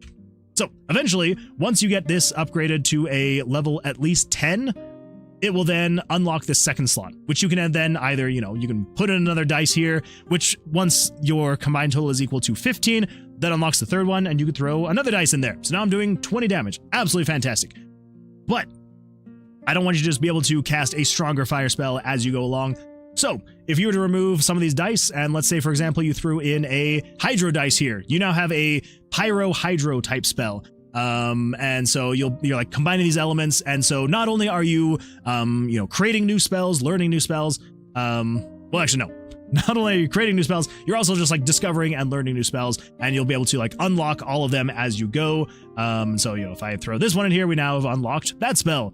And if we throw this one in here, you've unlocked this spell, and then you can throw this one in here, and now you've unlocked that spell. And yeah, so eventually you will be able to, craft your own spells. You can name them, whatever you would like. And yeah, I think that's about it. So, hopefully should be fun. I'm trying to walk the line of having enough in here to make it fun, but not so much to the point where people are just like, all right, this is just ridiculous. There's too much to focus on. So yeah, so that's kind of where we're going with that is hopefully it'll be fun to be able to learn spells, craft them. The other thing is, and this is something that So I also stream on YouTube, so I also have a YouTube channel where I post shorts and things like that. And one of the first shorts that ever actually blew up was me talking about how, merging all these dice together to eventually get to a D20, you would need, I think it was something like 500,000 or like, I think it was like 500,000 dice to be able to merge up to, if you were only merging once. So if you were to do, 1 and 1, make a 2, 2 and 2, make a 3, 3 and 3, make a 4, all that fun stuff. You would have to merge about 500,000 dice. And so I made a short about that, and I was like, I didn't realize this is absolutely crazy and it would take forever. And then I had a bunch of people and they're like, you doubt me. I will max out the spellbook all with 20s. So we'll see what happens. We'll see what happens. It seems like people are excited to be able to level up their spells and actually max them out. So we'll see. Anyway, yeah, so like I said, there'll be the NPCs. You'll be able to talk to them, get quests, all that fun stuff. Yeah, they'll all kind of have their own stories and all of the things that they want you to do for them. And then there also will be a tavern where you'll be able to play mini games. So I'm going to have, you know, there will be, Blackjack. You'll be able to play against people in the tavern. So it's more for fun. Same thing. I'll probably add, I don't know, Blackjack and other things to play. Anyway, so that is the game. That's what we got here. _it's_LJ. Thank you so much for the follow. I appreciate that. Oh, that actually reminds me. This is one of the newer things we added in. I completely forgot.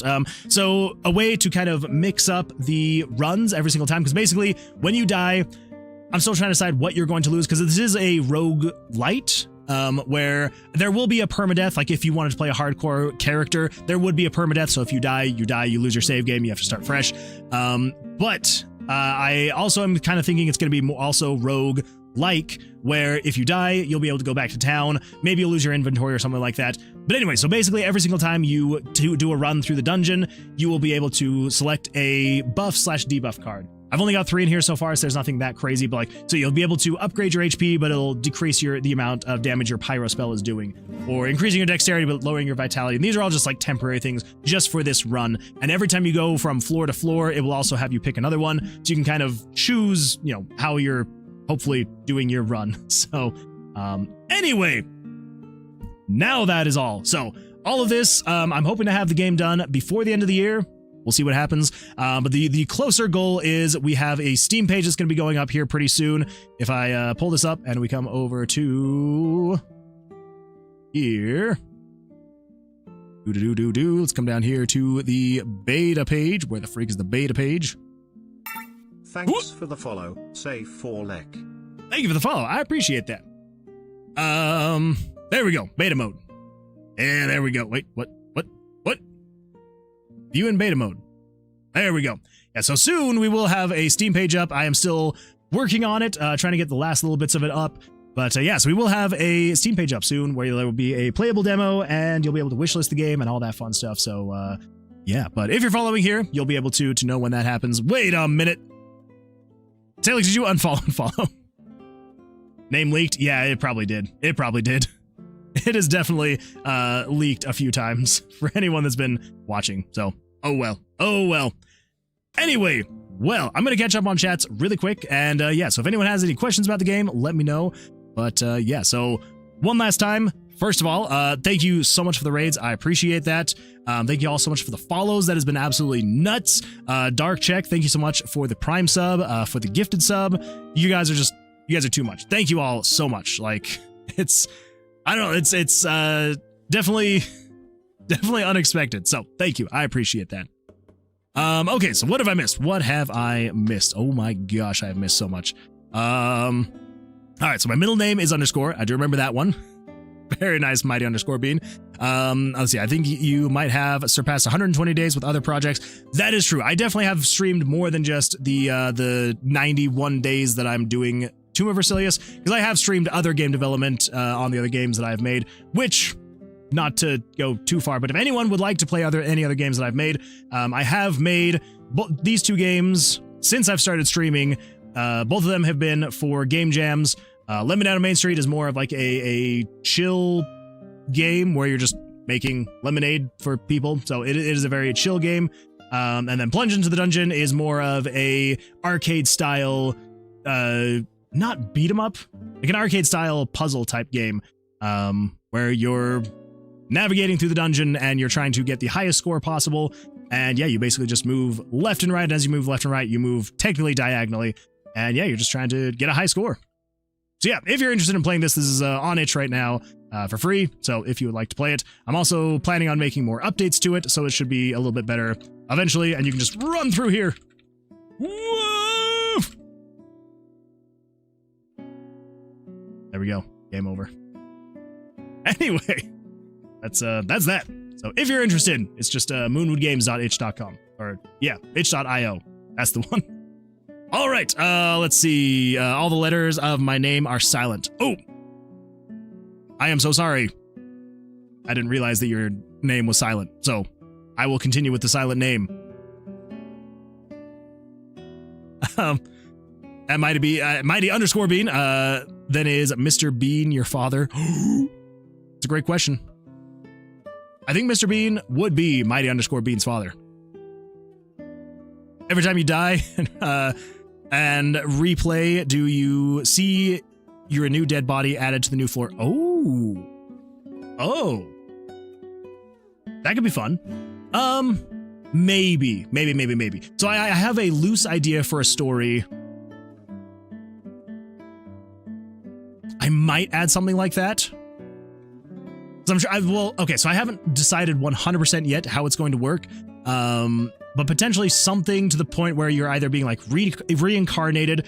I'm trying to decide because I don't want to go too far. If you've ever played Dead Cells, basically the idea for that game, because that is also a roguelike kind of game. Roguelike? I think roguelike, not roguelite.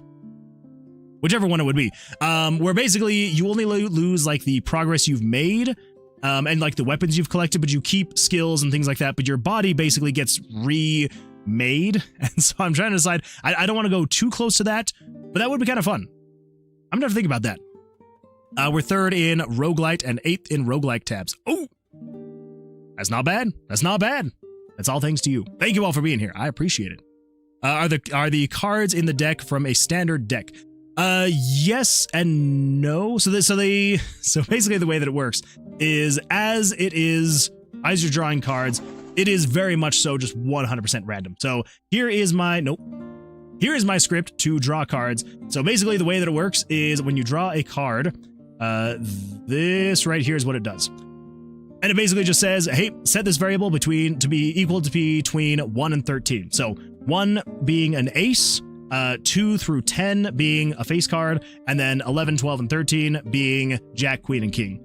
So it technically is drawing from just a standard deck of cards, but I don't have like a deck of cards that it's actually drawing from. I could set that up, and we've thought about maybe setting something like that up so that you aren't just getting, because here's the thing, like random numbers from computers is very different from what most people think random numbers are like. Most people, if you were to be like, hey, pick a random number between 1 and 13, do it 10 times, people would be like, oh, 1, 7, 6, 8, 4, 9, 10, 12, 1, 6.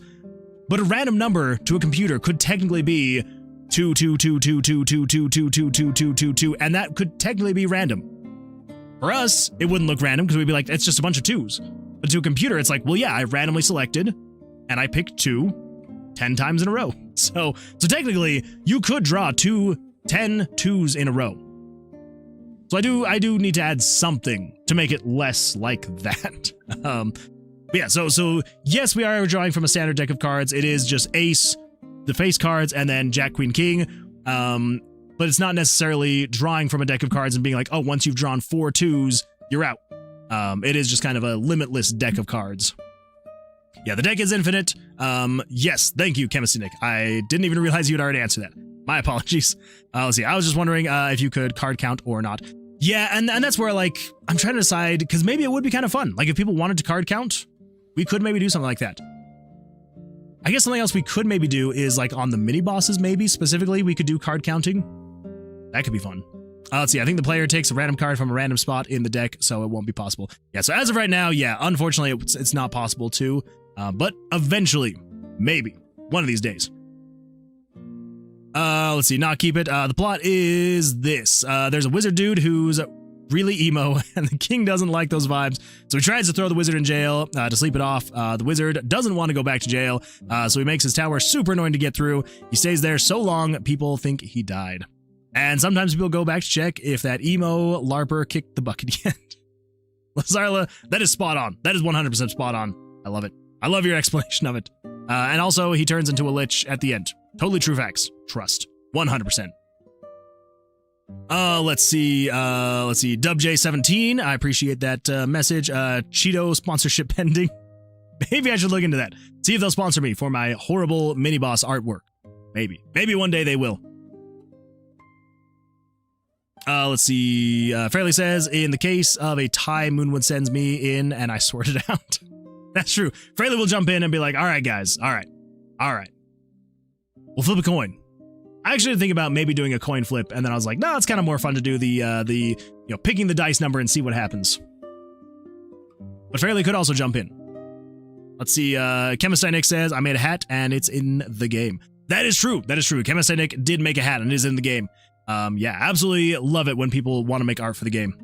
See, DubJ17 says, how does one get a little fox? Oh, well, so basically the way that it works is it's for people who are subscribed. And unfortunately, I have to do it manually because I did it very not good. I need to redo it. This was created a very long time ago when I first started streaming, like after the first, I don't know, a couple months. And so I was like, I want something on the stream. I like on something on the screen while I'm streaming. And I was like, oh, we'll do like little foxes for chatters. And I was like, I don't know how to make little foxes for chatters. So I was like, all right, what about viewers? I'm like, I can't do it for viewers either. So then I was like, all right, subscribers is a small enough number to where I'm like, I could reasonably do this. So basically the idea is when someone, actually I could literally show you the process right now. It is a very janky process, but it is a process nonetheless. So let me open up my cloud documents and we're going to come over here and we're going to grab this guy right here. Here we go. So here's the last person that I had done this for. So if we come over here to, where the freak did it go? There we go. Yeah, dark check. So we just do a little bit of this and we do dark check. Here we go. And then I center it. And then we're going to want to save this over on my computer. And we're going to save this in downloads, subscriber pet project, images, pictures. And then we save this as a PNG as name number 30. Holy smokes. Save that. And then we can do one more for the gifted sub. I believe the gifted sub went to DubJ17. Well, there we go. That works out perfectly. We're going to say DubJ17. And we'll center that. And we'll save that on the computer as a PNG. Name number 31. There we go. And then I come over here to the pet project. Again, like I said, it is not a great way to do this. I need to actually, now that I know, because here's the thing, I made this before I made like that little monster fighter game over there, so I didn't know how to tap into Twitch's APIs back when I made this. So I need to remake it, actually tapping into the APIs, so that I don't have to go in here and manually add people. So then, anyway, so once we get that done, then I just come in here and I just copy and paste those events. So there's 31, matching the amount of names there are, and then I come over here to the pet project and I refresh that, and they all spawn in. Somewhere, there's going to be your name. Somewhere. You should be in there somewhere. I don't know where. There's too many. There's too many now. But everybody does move at different speeds, so if your name is ever behind someone else's name, it will eventually come back. You will eventually be able to see yourself one of these days. Anyway, so that's how that works. Very, very horribly made, I know. But it gets the job done. It gets it done. All right, let's see. I wonder if the next flavor of month is regular game, but involves playing card mechanics, like how Balatro is roguelite, but it's poker. Maybe. That is possible. Soggy Pyro Spell. That would be a really great name for it. Soggy Pyro Spell. Let's see, check out his Lemonade on Main Street game. You get a flip phone. That is true. You do get a flip phone on the Lemonade on Main Street game. You do get one of those. Let's see. Yo, it's LJ says, these mechanics are so cool, man. Seems fun to mess around with. Thank you. I appreciate that. Yeah, it's, I hope it's going to be fun. I hope it will be a good time. It's, as long as even just one person enjoys the game, I will consider it a success. I am a little bit sad that it has taken me this long because here's the thing. When I first started making this game, so this was back in December when I first started making this game, I thought for sure, I was like, there's no way this thing is going to take more than 2 months, maybe. And then it's just kind of gotten way out of scope, and I have added so much to the game. It is very different now compared to when I first started, but I think it's better than it was when it first started, hopefully, maybe. And yeah, so we'll see. But hopefully soon you'll be able to at least play the demo. Let's see. This is really inventive. Thank you, Mighty_Bean. I appreciate that. Salix says, "Did you code the game, bruh?" I did code the game, bruh. It was a bit. It was a bit to get that thing working and figured out, but I eventually got there. And it was a good look into Twitch APIs and how to make those calls and try to figure out having it work in RPG Maker was a different beast on its own. But got it working, and it's all good to go now. So yeah, it was a lot of fun. It was a lot of fun. See, 19, it's the power of, 2 to the power of 19, other way around. I got you. Let's see, that's a lot. Please call the tavern Blackjack combat training. We could do that. Let's see, don't. So, name leaked. I know, name leaked. I unfollowed and refollowed to check if it notifies. It does. It really does if you do that. Do you do the art on stream too? I try and do some of it. Here's the problem. I don't know what it is with when I'm streaming. Sometimes I can make great art and it works out great. I've noticed I can do UIs and it's fine.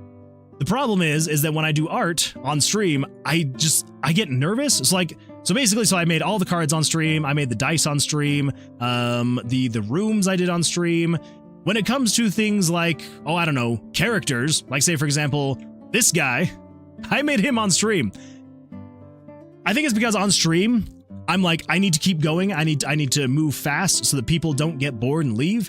And so I try and get things out of there as quickly as possible. Where when I'm off stream and when I'm making things like, skeletons, I feel like I have a little bit more time. And so I spend a little bit more time putting in the fine details, the shading, the lighting, all that stuff. And then I'm like, oh, it actually looks better than, this.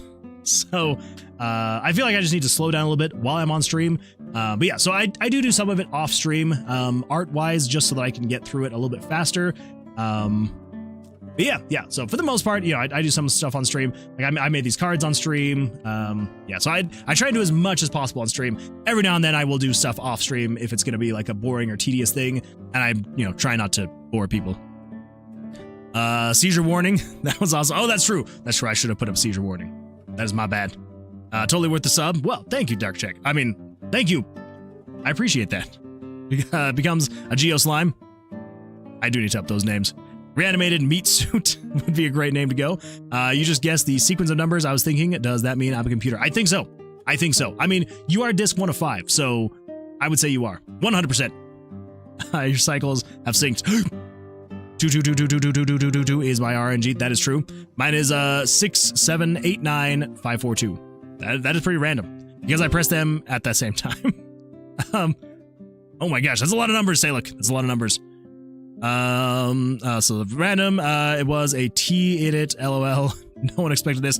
Gotta get going for the evening. Have a good one. I'll try and catch a full stream. Well, Disc 1 of 5, I appreciate being here. Thank you for the stream. Thank you for the raid. I appreciate that. Yeah, and I'm definitely gonna catch one of yours as well. Need to make sure to follow. Actually, everybody, make sure. Let's actually do this really quickly. Let's see. It's a /shout out, right? Nope. Shout out. There we go. Shout out. We're gonna say at Disc 1 of 5. There we go. Everybody, make sure, if you haven't yet already, make sure to go follow Disc 1 of 5. We also need to get, and I need to make sure I've got your name right. Yo, it's LJ with 2 underscores. Yes. Then we're also going to do /shout out at Yo, it's LJ. There we go. Yeah, everybody make sure, if you have not yet, make sure to go follow Disc 1 of 5 and Yo, it's LJ. Yeah, so I appreciate those raids, and I appreciate everybody being here. And yeah, we're going to catch up on the chats just a little bit more, and then we're going to get back into the, the actual stuff. Anyway, let's see here. Actually, let me pull this up. There we go. Now I'm also following. Let's see. Don't worry, not even computers are this random. Fair. Let's see. Imbued Games, how do you feel about adding a second floor to make this less messy? Oh, these guys? I made it to do that. I think I made it to do that. Well, cause see, here's the thing. When I first made this, there were maybe like 5. Yeah, there were about 5 foxes on the screen. So it worked out perfectly to have them all in a line. But I think I need to redo it and have them move around like up and down a little bit more. I think that would be a good thing to do. Those are so precious. Thank you. Let's see. That was your different Twitch color of the Twitch logo. Special privileges. I hear you. Streamer anxiety is real. It really is. And I know that I shouldn't feel that way when I'm making stuff, but I don't know. Sometimes I do. And so it's not great. I guess I also made some of this on stream and then other bits not.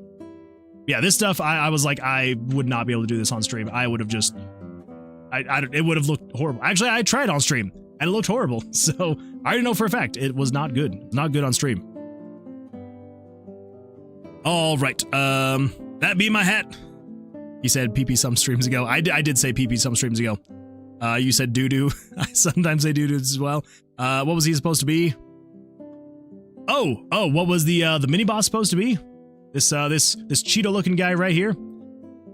So he was supposed to just be some, I don't know, a dark figure in a cloak. And it turned out like that. It was not good. It was not good at all. So, let's see. Dylan says, "Evening, Mr. Moon." Evening, Dylan. How you doing? How's your day going? How's your week going for you? Does it count only for current subscribers or just ever? So it will just be current. So anyone who's currently subscribed, So I just to try and like keep it a little bit more clean, I try and do just current subscribers. So if you're a current subscriber, you should be up there. And if not, let me know. I do pull my subscriber list every now and then just to make sure, because I'm like, I don't want to leave anybody out. But again, this is kind of why it's I do need to tap into the Twitch APIs a little bit, because it's not sustainable. I mean, maybe, who knows? Maybe it will be sustainable for me to be able to like manually pull up anyone who's subscribed and add them and remove them and all that fun stuff. So let's see. Those 5 foxes have been mating. There's a whole colony now. It's a dark way to look at it, but it's true. They have been, and there's a whole colony.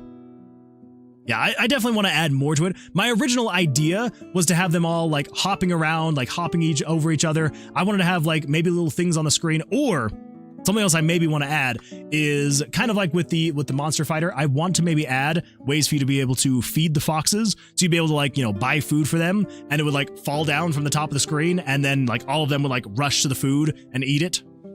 I think it'd be kind of fun. We'll see if that actually happens though, if I ever get around to it. Is he covered in cheese sauce? He does kind of look like he's covered in cheese sauce, doesn't he? Okay, to be fair, my color palette is extremely limited. This is my color palette. That is what I got to work with. And so I was trying to do something, and it didn't work out well. Not at all. What about Gizzard the Dizzard Blizzard Wizard Lizard? That's true, we do need to get Gizzard the Dizzard Blizzard Wizard Lizard. We do need to get him in the game. Took my mini boss to Melting Pot and dropped him in. Kind of what he looks like. Yeah, what about Gizzard the Dizzard Blizzard? That guy. We do need to get him in the game. We do need to get him in the game. On Disc 105 stream, he has robots, and you can jump and turn and attack while trying to hit a ball to get points. That is super cool. I'm sure it's possible. The one thing that I haven't learned or figured out how to do yet is making it so that you can actually have individual people be recognized for doing a thing. Right now, I only know how to do like a collective. It's like, say, for example, with the Monster Fighter game over there. You know, if you redeem a channel point, it will attack the monster. And on stream, it will say who did it. But I don't know how to actually have it register who actually had, you know, who done it kind of thing. And yeah, so I need to learn that as well. So I feel like once I learn that, then I'll be able to have a little bit more personal interaction with things. One of these days, I will figure it out one of these days. Yeah, that is absolutely fantastic. I do like that. So, I don't know. Wait. I don't know. I think that wizard looks good. He just killed someone that was bigger and took his robe. That's a little too big. True. He's probably just like some scrawny little thing under there, but he's wanting to look bigger. And so he took this huge robe and is just like, don't mess with me. Don't do it. Maybe. GDBWL would be okay, I think.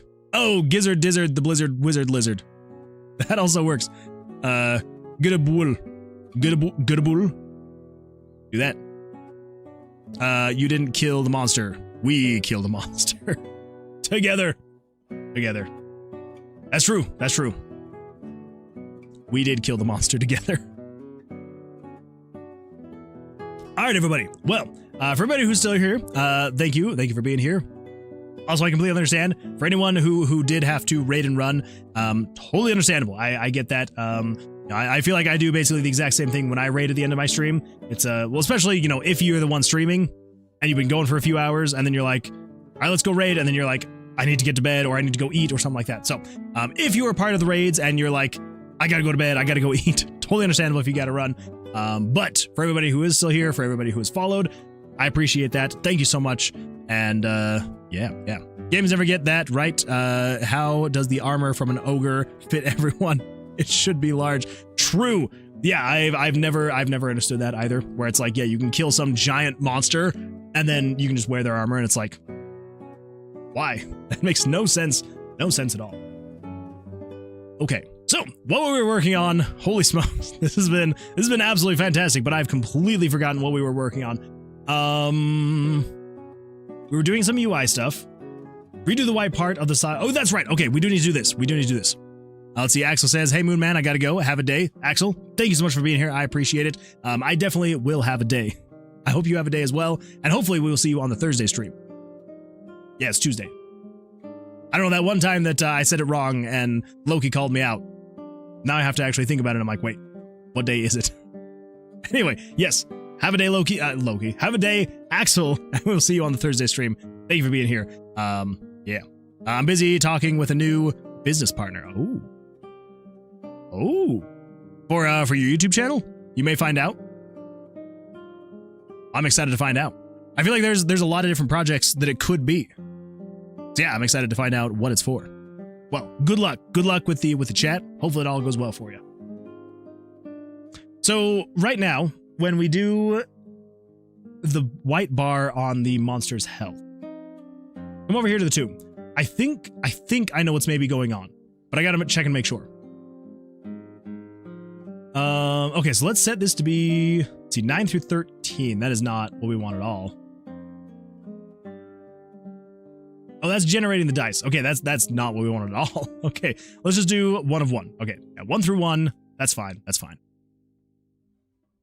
Let's see, Dark Check says, we gotta run too. Have a good rest of your stream. Stream is pretty rad. Well, thank you so much for being here. I appreciate that, Dark Check. Also, thank you so much for the Prime sub, for the gifted sub. You are an absolute legend. I appreciate that. Thank you.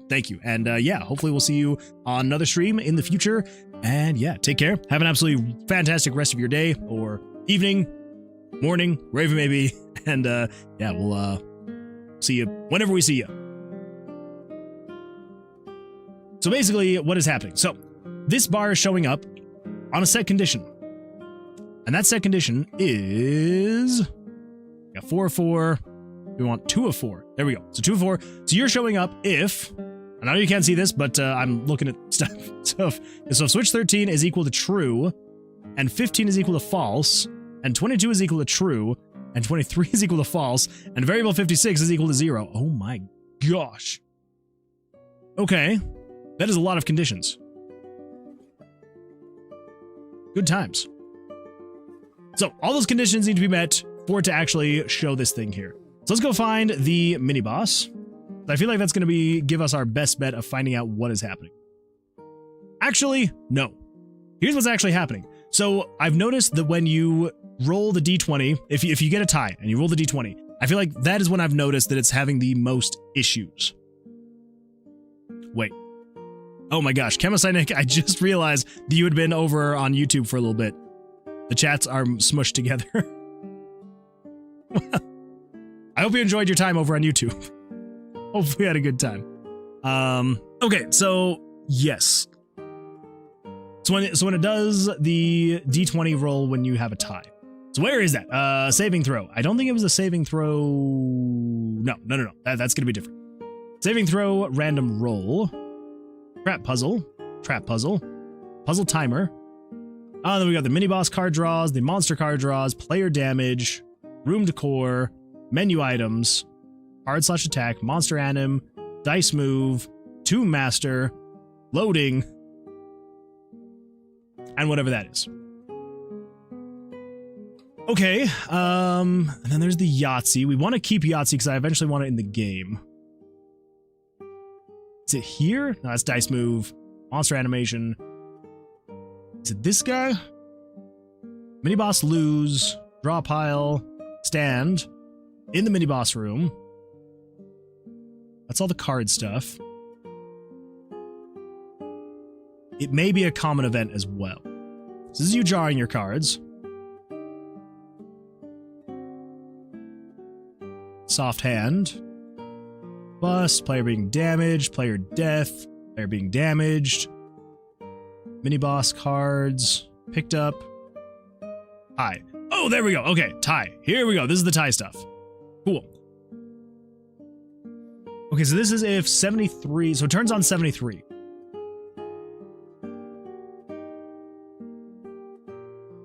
Does 73 affect that at all? Okay, let's go find a monster. There we go. There's our discount papyrus there. Okay, so 2 of 4.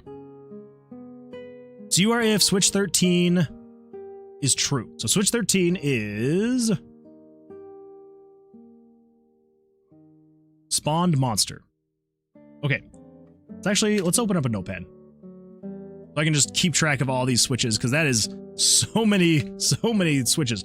So 13, which is spawned monster. So that has to be on. Equals true. What is the other one? So 13 is equal to true. If 15 is equal to false, so 15 and 15 is dead monster. That needs to be equal to false, which it should be when you're doing the tie. 13, 15, and then 22 needs to be equal to true. 22 is show HUD. Crap. 22. So 22, show HUD needs to be equal to true. What else we got here? 22 is equal to true, and then switch 23 needs to be equal to false. 23 is saving throw monster. Okay, so switch 23. Saving throw monster needs to be equal to true. Gosh, there's so many. Why do I have so many conditions? This is ridiculous. Okay, so switch 23 needs to be equal to, it needs to be equal to false. And then variable 56 needs to be equal to 0. So what is variable 56? Variable 56 is saving throw dice. Okay, so variable 56, which is saving throw dice, needs to be equal to 0. All right. So let's find out what is happening here then. So let's close that. Let's bring this over. We can actually just, let me unfull screen that. Okay, so if we come over here, we've got this thing right here. So it does not have anything to do with the tie. That's fair. That is fair. Okay, so soft hand, bust. I failed. Is anything in here? So what is actually turning on tie?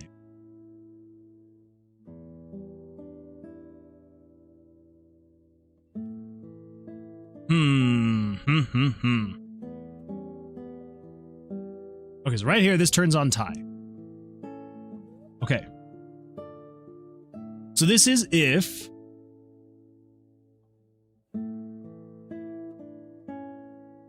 Okay. Yeah. So this is if the player has drawn...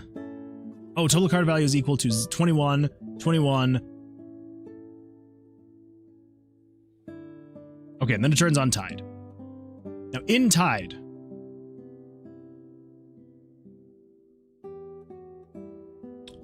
the saving throw dice needs to be equal to 0.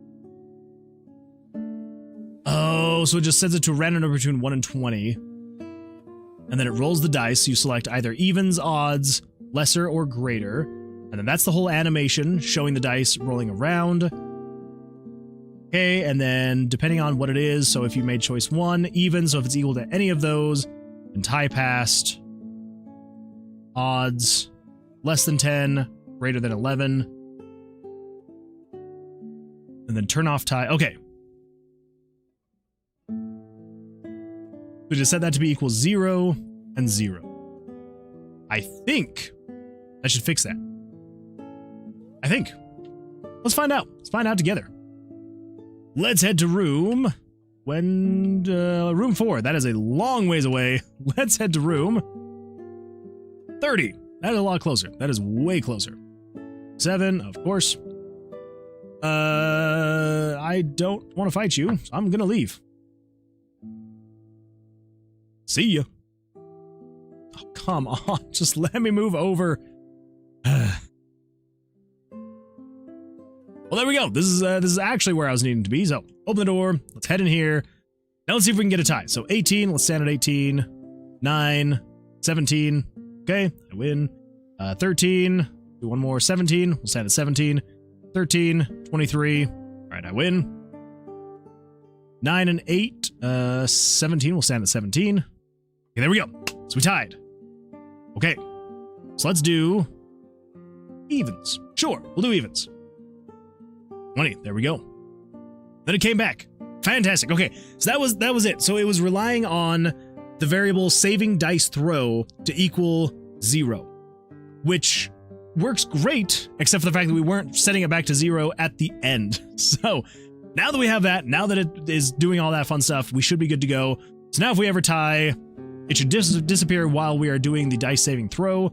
Of course, you got a 21. 20, we're going to stand at 20. Yes, to stand at 17. Sucker. 15 and 10.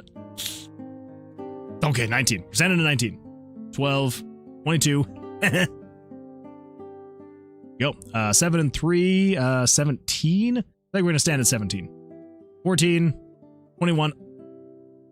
13. 21. Oh, there we go. There we go. 14. 14. 24.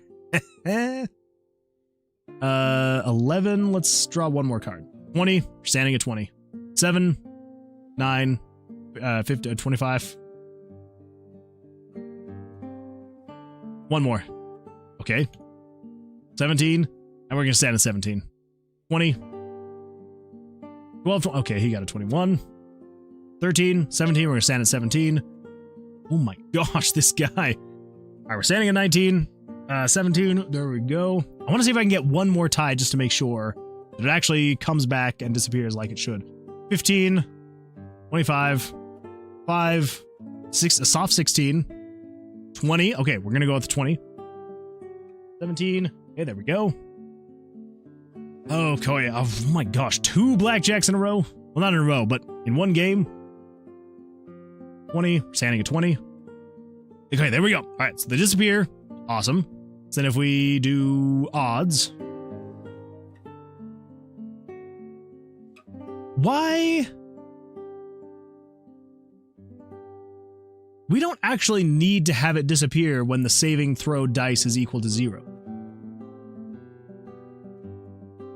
I don't think we need to do that.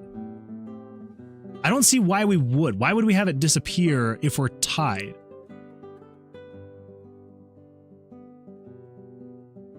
Yeah, I don't think that actually is even necessary.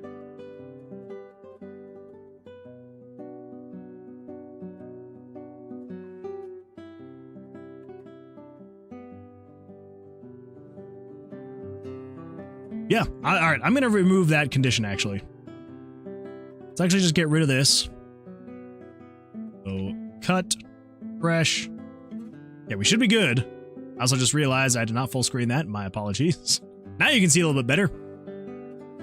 Okay, so if we draw... Nope, nope, nope, nope. 16, if we draw... Nope, nope, nope, nope. 11, if we draw... Oh my gosh. Get me off of the 16s. 18, we're standing at 18. 8, 14, 23. Ooh, we got ourselves a blackjack. 9, 16. Okay, soft 17. All right, hard 17, we're going to stand there. 22, there we go. 9, 16. Why does it keep throwing me up to 16? I hate the 16s. 18, okay, there we go. Whew. 9, 18, we're going to stand at 18. 14, 24, nice. Okay, come on, I just want to tie one more time, though. I gotta draw again. 'Cause here's the thing, if I draw less than 17, I just have to hope and pray that he draws more than 21 and busts. Okay, 17, we're gonna stand at 17. 20. All right, we're standing at 20. 19. He can't draw anymore. 14. 21. We're standing at 21. Okay, come on. One more tie. One more tie. 14. Oh my gosh, 2 aces and a 2? 14. Okay, of course. No. All right, 12. I'm gonna die. I'm gonna die. I don't want to die. 20. 20. Okay, there we go. Still disappeared though. But it's still showing there, but it disappeared. Oh, that's... No! Why? Why would I have to crash right then? This freaking... The freaking game. Actually, it's not even the game. It's just my computer. My computer likes to crash randomly. Oh, I do need to be in a battle. All right, never mind. Let's head up over here. Go find a monster. There we go. There's a monster. All right, everything. So the player's health is 20. Means the hit should be 1 out of 20. There we go. And let's come down here all the way to the end, and let's just get rid of that condition. There we go. And we're going to refresh. Cool. Attack! Attack! Okay, I think that's going to work just fine, yeah, having it be more of, well, this. I think we should be good. I think we should be good.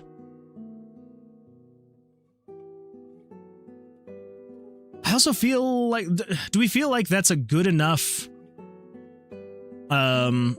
transparency? Do we need to make it less transparent, maybe? Maybe. What if we go with slightly less transparent? Let's go with like 75% transparency. Enemy HP front player attack. Think that's the right name? Yes. All right, so let's make it slightly less transparent so it's more white. No, we want it more transparent. We want you to be at like 25%, not 75%. That's the way that I meant that to go. All right, save that as that. Yes. Ugh. If we come over here, here. Is that too dim? So here's the spot that is actually showing how much damage you're going to be doing. I almost feel like that's maybe too dim. Yeah, I think so. Okay, well then let's maybe set this to be... we'll just set it back to 50. 50%. There we go. Save that. Yeah, I definitely wanted to stand out, but I don't want it to be so overpowering. I sometimes do wish that we were on RPG Maker MZ. Yeah, maybe. The HUD Maker is so much better on MZ. I really need to get through this project so we can do MZ instead of MV. Anyway, 14, 18, there we go. So yeah, Salix says, could you add updates to the game, bruh? Absolutely, I could. So I do have a version 2.0 that I'm working on. It is slow going, but there is a new version that I am working on to redo basically the entire thing. New art style, what one that I can actually use that's not copyrighted. So new art style, new everything. It's just a matter of eventually when I get it done is when it will be available. Yeah, I have spread myself way too thin. It's not good. I have so many projects going on. I need to cool it with the projects. But yes, I will be updating the game, bruh, though. Yeah. Is there going to be an air attack? So the yellow button acts. Eventually there will be. So actually, I can pull down what the game, bruh, looks like. So you only see the clean part of the game, bruh. When in reality, it actually looks like this. So this is the full game, bruh, going on right here. So all you see is just this section right here. But there's a whole thing going on here that I eventually wanted to have showing. So we have a whole combat log here that, again, I need to kind of figure out how to work with the Twitch API to actually recognize names and like individual people doing things. Because I would love to have some kind of combat log that said, 7 damage was done by Saluk, was done by Mathra, by Chemistine Nick, and it would actually show who did how much damage. There will eventually be, and I'm now realizing this, so there's a yellow button, but I was planning on purple dice. I should probably switch that to be yellow so it actually lines up with the buttons. That would be a good thing to do. Could you change the yellow button to purple? I could either change the button to be purple or I could change the dice to be yellow. But yeah, so eventually there will be a 4th element that you'll be able to use, because I also was planning on potentially doing things like having there be elemental enemies. And so if you were fighting something that had like a fire element to it, and if you were to do water damage, it would do 2x damage or something like that. So yeah, but anyway, so the idea was going to be to have some kind of like poison attacks. But I don't know, yellow I think would work just fine too. And we could also do air as well if we wanted to switch it to air. But yeah, Mathra, what's up, Dorkinator? You know, just living life and enjoying life. What are you up to? Anyway, yeah, and then eventually, you know, I also wanted to be able to show what level we, like, you know, what our experience was, what level we were, what the modifiers were on the dice, you know, the biome we were in, and all that fun stuff. So there is a lot of stuff that I do want to change and add, and it's all going to come in the form of the version 2.0. Yeah, I also eventually do want to have some kind of quest line as well, so that we're all working on a quest. For anyone who's familiar with like D&D and stuff, like I guess even tabletop just games in general, for anyone who's familiar with the term Westward March, I do want to have something kind of like that, where like there's just a collective quest that we're all on. And so not only are we just moving from like biome to biome, like we were just always constantly moving forward. So whether you're here or not, you're also helping to, you know, be able to take part in that march, in the quest. Really getting close to that dare. I'm actually really nervous, Mathra, about what this dare is going to be. I'm very nervous about it, but also kind of excited. I'm intrigued would be the better word. See, Salek says, okay, now hear me out. What if it fought back? Like weaker attacks, but we have 1 global health bar and it was turn-based. You know, I actually thought about doing something like that. Not necessarily being the turn-based, but like maybe being a little bit more still like idle, right? Oh my gosh, did I close it? I freaking closed the game, bro. What am I doing with my life? I hit X. I closed it instead of just, oh my gosh, I am so sorry. Hold up. Let me open it back up. Let me get RPG Maker pulled back up, and let's hit test play on that one. There we go. He's back. Whew, sorry about that. That was my bad. Anyway, yes. So I was thinking about potentially having the monster attack, slowly, but having them attack. And if we ever ran out of health, you would be able to use either channel points to do healing potions. Actually, no. Let me go all the way back. So I was originally thinking what we would do is Twitch would be the one fighting. So if you were on Twitch, you would use the channel points to be able to fight the monsters. And if you were on YouTube, you would be responsible for the actual healing. And so basically the way, you know, if you've ever been over on YouTube playing, basically the way that it works is, and I haven't done this yet, so if you're going over to YouTube, don't try this yet, 'cause I need to actually authenticate. But the way that it works over on YouTube is you just type what you want to cast. I feel like it didn't feel too fair to be like, oh, you know, so-and-so gets to just type cast fire and then it cast fire versus the channel points that have to be used on Twitch. So basically the way that I was thinking is it would be Twitch would be the people who do the actual combat, whereas YouTube would type things like heal or cure wounds or whatever, and it would heal the player. And so basically, yeah, so it'd be Twitch would be the combats, and then the YouTube watchers would be the healers. I didn't end up doing that, so maybe we could do something like that eventually. What if YouTube fought Twitch? We could do something like that. That could be kind of fun. Again, it all just kind of comes down to chats, though, because YouTube doesn't have anything like channel points, which sucks. I wish that it had, but it doesn't. So yeah, maybe one of these days. I already told you what it was going to be. I feel like you did say something, but I feel like I didn't take it seriously, and now I don't remember what it was. Let's see. Math, how close are you? Oh, that's true. How close are you? Also, what is it? 400 away? Oh my gosh. Because you can't steal my idea. I don't know. Sounds like Mathra might. Do not worry, I know my dare is not the same as yours. Is it a scam or devious? What if you fought Twitch? Since they already have weaker attacks, give them cooldowns. Could do that. See, Dylan says, a step further, if the monster crits, one random viewer gets permabanned. Think of it. Ah, that's beautiful. Just like a 1 in like 20 chance, 1 in 100 chance that if the boss gets a critical hit, just a permaban for some poor random sap. That'd be so sad. I'll be making you play that game next week. Oh. That's fair. Well, I 100% will if you dare me to. I 100% will. But only if you dare me. Only if you dare. Okay, so that should fix this issue here. So redo the white part of the bar on the player of the monster not showing sometimes. That is done, good to go. Let's see. There was a variable that it was relying on to be equal to 0. I don't know why. Equal to 0. Which it was most of the time, but after the dice roll of the tiebreaker, it didn't set it back to 0. So it just didn't show again. There we go. Save that. Cool. All right, that is good to go. Look at us just knocking things out.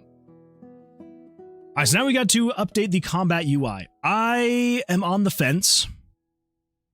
I kind of almost think this is good enough for now. What do all y'all think? Let me pull it back up again so you can see.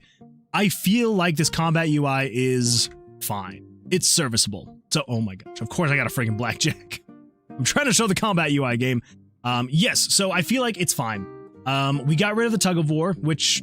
for better or worse, I guess. Okay, why so many things. All right, so let's do... Actually, we just need to show everything. All right, so you're equal to 8 out of 21. So show everything. And we got to find the 8 out of 21. 8 out of 21. Text. Picture, text. Text, image gauge. Oh my gosh. 8 out of 42. 8 out of 42. That. Yes. Do I want to say move you over 1? I think.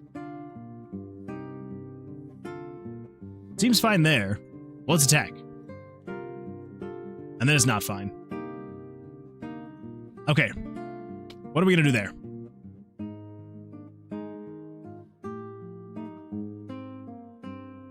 Math check Discord. What are you posting about in Discord? What's going on over there? All right, so I gotta just set that back then. All right, so this is going to be 14 out of 42. Yep.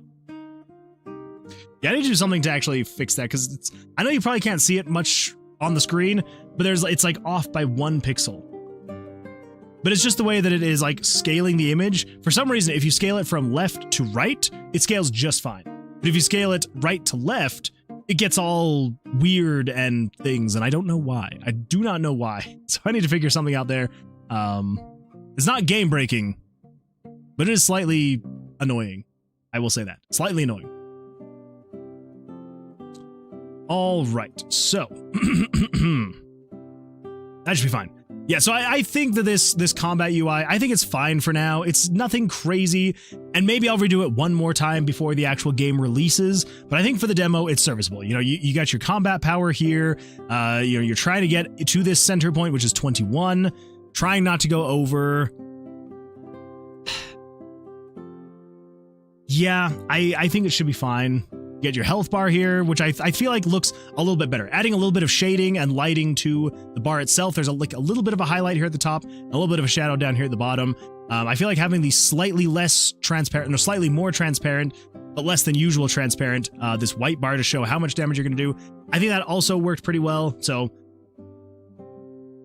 yeah, I think we're good here. I think we're good there. right, so let's come over here, and we're just going to say update combat UI.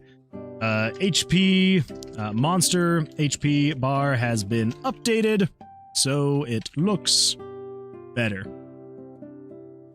Sure, we'll say it looks better. And there we go. All right, what else we got here? Add at least one more trap puzzle. Add more monsters. Make it so if you die, you actually restart the game. Add a new mini-boss graphic, or 2, find a few more cards. Oh, add a few more cards the mini-boss can draw. Yes, we do need to do that. Get the tomb loop working, replace player icons, and do more character creation. Okay. We do need to add at least one more trap/puzzle. Just talking about the dares. That's fair. That's fair. Still makes me nervous, but it's fair. I think what we're gonna do is we're gonna make it so the mini boss can draw more cards. Add a new mini boss. No, add a few more cards the mini boss can draw. Yes, we actually just need to update the cards in general for the player and the monsters, because you are maxing out. Eventually, you are maxing out. So, let's come in here.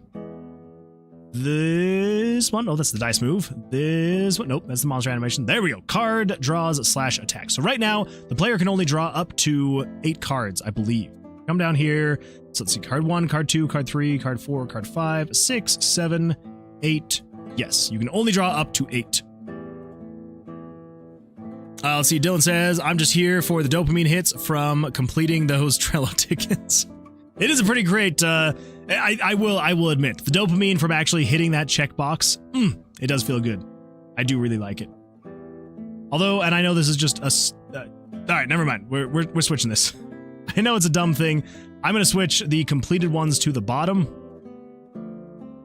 That way, the things we still have to do are on the top. I know it's dumb. I know it is. But for some reason, in my weird ADHD brain, I'm just like, yeah, this is what we need to do. There we go. Now at the top, this is everything we've got to do next. So yeah, so let's add gotta put a space there.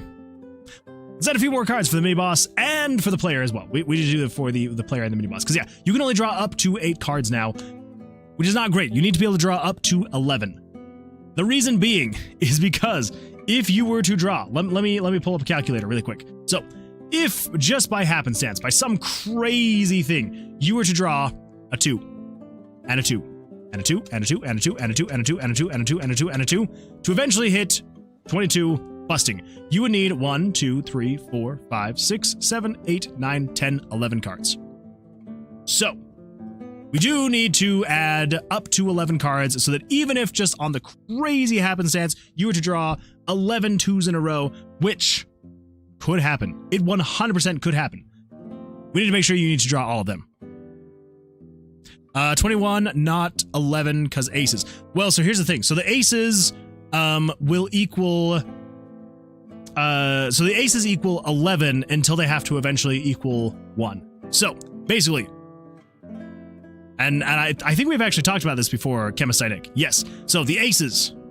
My brain not braining. No, you're good. You're good. Yes. So the aces. So yes. So the aces can equal either 1 or 11. But here's the thing. So you will eventually have an ace, which would be equal to 11. And then if you had a 1, whoops, I swear I reset that. So 1, so 11, and then a 1, a 1, a 1, a 1, a 1, a 1, a 1, a 1, a 1, a 1, and a 1. You'd have, let's see, 1, 2, 3, 4, 5, 6, 7, 8, 9, 10, 11.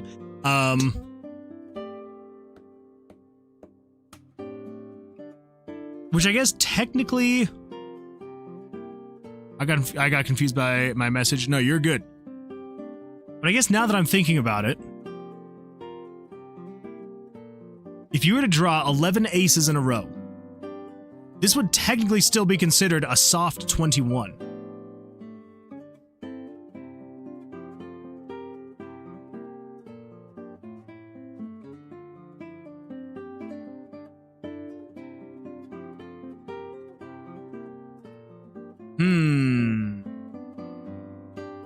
Alex says, how much longer will this game be in the making? The hope and the plan and the goal is to be done with it before the end of the year. So right now we're just working on getting a playable demo ready to go before the end of the month. And then hopefully the game will be fully released, again, before the end of the year.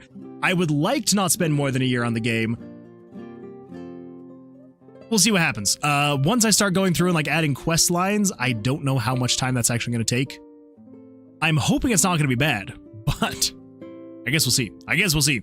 But some people like me, if they could be going for more for dopamine. True. Well, and that's the thing too, is that like, yeah, that's true, because this would technically be a soft 21. So you could technically draw another card, which would then subtract it by 10, putting you at 11. And then it would be +1, +1, +1, +1, +1. Okay.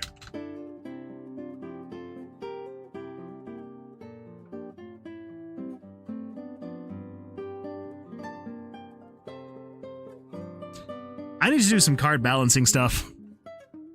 I really need to. So here's our options. Imagine this. You draw 11 aces. You want to continue to get 12, 13, 14, 20, and the final 21 aces. Dopamine would be off the chart. It really would. It really would. Do lists exist in Game Maker? I think you mean the RPG Maker, because that's what I'm using. I'm sure they do in Game Maker. Now, as far as lists go, if what you're meaning is like being able to, like, basically create a limit of cards, is that what you're meaning? Because if so, we could do that with variables. I'm sure there's a better way to do it. I guess my question should be, what do you mean by lists? Let's see.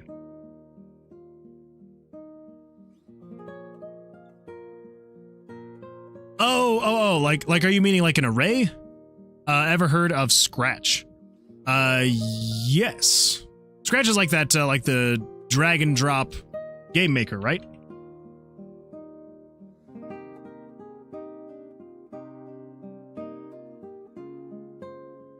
Where you basically like drag nodes onto things.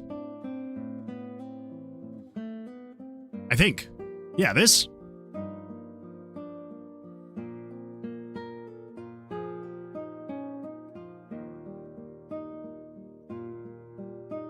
I think I made one too many grilled cheese. I am overly full. You can never have too many grilled cheese. Actually, that's not true. I feel like anything more than 2 grilled cheese sandwiches, and that's too much for me. In there's a feature where you can make a list and interact with it with variables like numbers, blank of list. Okay, yes. So, yes and no. So built into RPG Maker, technically no. But, so in JavaScript, a list would be what you'd call basically an array. And we could do potentially something like that. Probably what we're gonna do though, and I know that we've been avoiding this, but I think this is gonna be the best thing to do.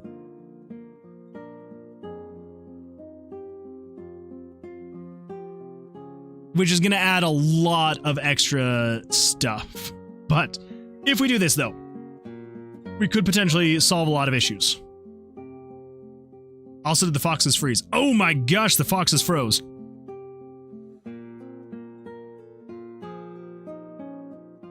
There we go. I don't know what was going on there. That was weird. Yes, so say like, yes, we could do something like that 100%.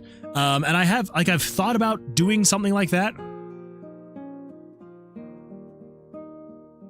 You know, Mathra, I don't wanna, you know, make you feel like you have to, but I believe if you subscribe, you get extra channel points. I'm just saying. Anyway, let's see. Yes, so if we set a limit, let's say for example the deck size would be just 1 deck of cards. That's it. Now I know the standard, because here's the thing. And I know that we've had this conversation before, but how many decks are used in Blackjack? So in Blackjack, the number of decks used can vary, but They typically range from 1 to 8 decks. So yeah, so 6 to 8 decks in most casinos. So yeah, so most casinos will usually do like roughly, yeah, like 6 or more decks, which is why in my head I was like, you know what, that's going to be a lot of cards. The reason why they do this is to avoid card counting. But what I'm thinking is we potentially do a single deck. So we basically create 13 variables for cards ace through king. And we say there is 1 deck of cards. So that means each one of those, there are 4 of each. And then so as you draw them, it would reduce those by 1. I think we might do something like that. We would, though, have to, unfortunately... I'm broke. No, math. I was teasing. You definitely 100% do not need to do that. No. Yeah, tier 1 is 1.2x, tier 2 is 1.4x, and tier 3 is 2x. That is true. For reasons. That is very sad. But I get that. 100%. Yeah, no, you're good. You're good. It was half joking, but also half just being like, if you want to get more points. It does have a multiplier. Yes. So we could do something like this. We could set up actual decks, and it wouldn't be the end of the world. We could do something like that. Should we do something like that, though? That is a real question. Should we?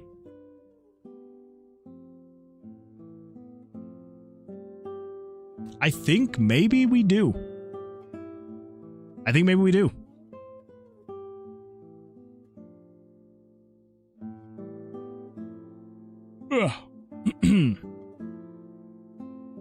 The only thing if we do that, though, and I'm now just realizing this, we have 2 separate decks of cards for the monster and for the player. Whoop.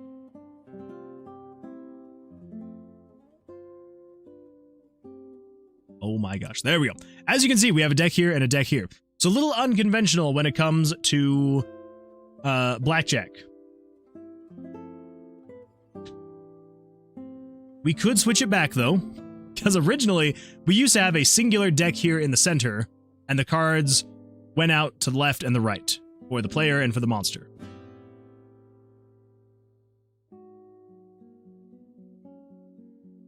Did